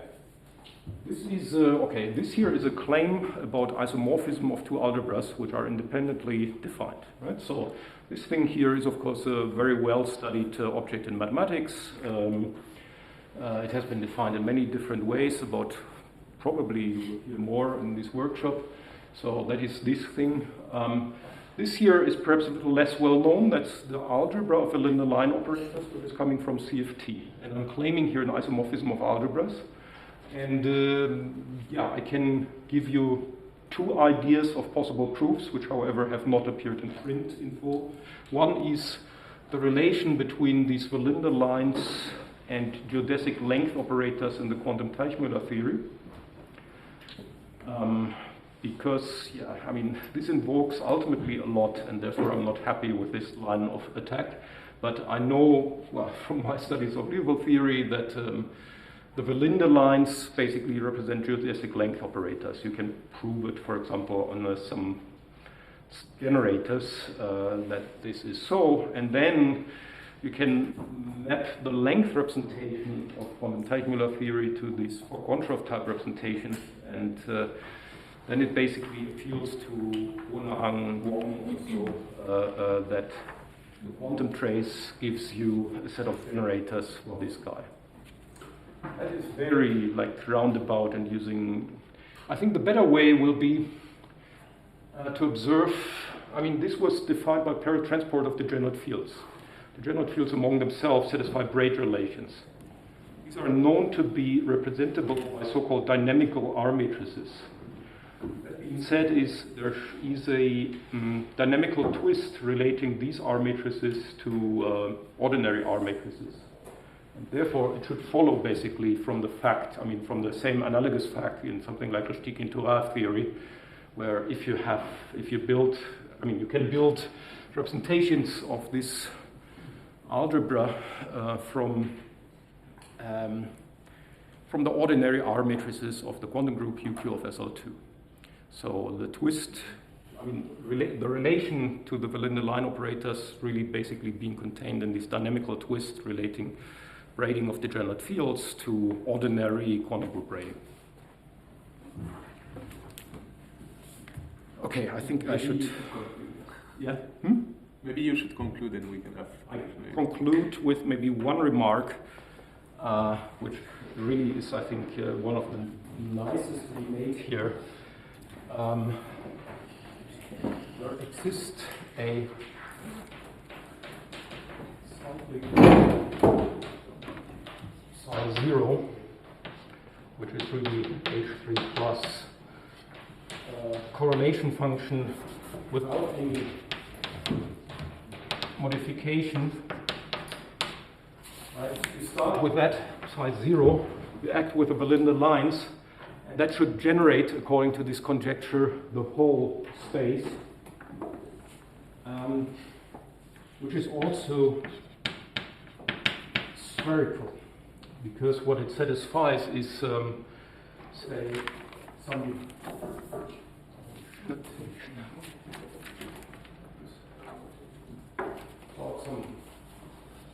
Valinde lambda acting on psi 0. It has a partner here in the part from the antilomorphic part, and on psi 0 these two guys become equal. Okay. Yeah, this indicates, but that's maybe not yet so obvious, that what we're talking about is a quantization of complex Chern-Simons theory at certain levels. You think here of some S Chern-Simons with maybe IS half of A minus IS half as Chern-Simons of A bar, right? So this here, we can try to quantize the theory defined by this complex Chern-Simons action. And see here, there should be some Valinde lines coming from the quantization of the 1-0 part of the connection, some other Valinde lines from quantization of 0-1 part of the connection. I want to become here these guys. And then the nice thing is these are getting identified on these spherical cyclic vector psi 0 provided by the H2 plus correlation functions, which therefore can be seen as a description in the quantum theory of the Lagrangian subspace of the compact connections within the complex ones. Okay. Thank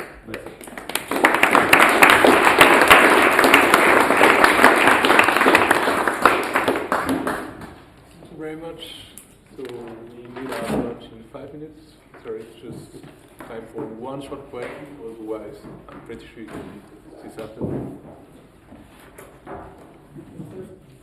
So some relation already you mentioned and I missed it. Between this relation and not invariant? There's some relation between this sky relation. Are relations with T invariants? No, you say not invariant. I meant not invariant. It's not invariant. It's a like sky relation, but yeah, okay. If you have string relations, then you have not invariants. Yes, we're not on the level here, on the level of, say, the spaces assigned to surfaces, right? They described as modules of quantized algebraic functions. For not invariants, of course, what we want is take traces, realize the mapping class group, and take traces of the realization of the mapping class group. This is not yet studied or fast. There will be difficulties coming from the non-compactness, making you expect troubles in forming traces. Maybe there are regularizations that can be studied. This is a bit farther in the future.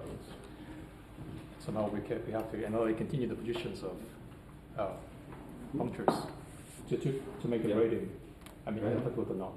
So Yeah, good. I mean, the braiding is an important part of the story, right? You have a quantum monodromy, define new braiding. You can then take quantum traces on the level of, say, these operators. It is not yet the traces that you used to build actual knot invariants as just invariants of free manifolds, right? That's a little bit, I mean, you know, here. So yes, we're on these. Well, what the TQ of T assigns to a surface, so it's a vector space, but the vector space has more structure. There is an algebra of operators acting on it, namely the quantized algebra of functions realized by the linear line operators. So that's the level in which all this is. And you mentioned this Chern-Simons description of this thing, so there will be non-invariants computed by the partition function of that Chern-Simons. I hope so. I mean, part of that is what is studied in 3D context and so on, has relations to this, has even more relations, Schur indices. Let me drop one more keyword, is just around the corner. And so anyway, we discussed. I think we need to stop now. So, thank you very much.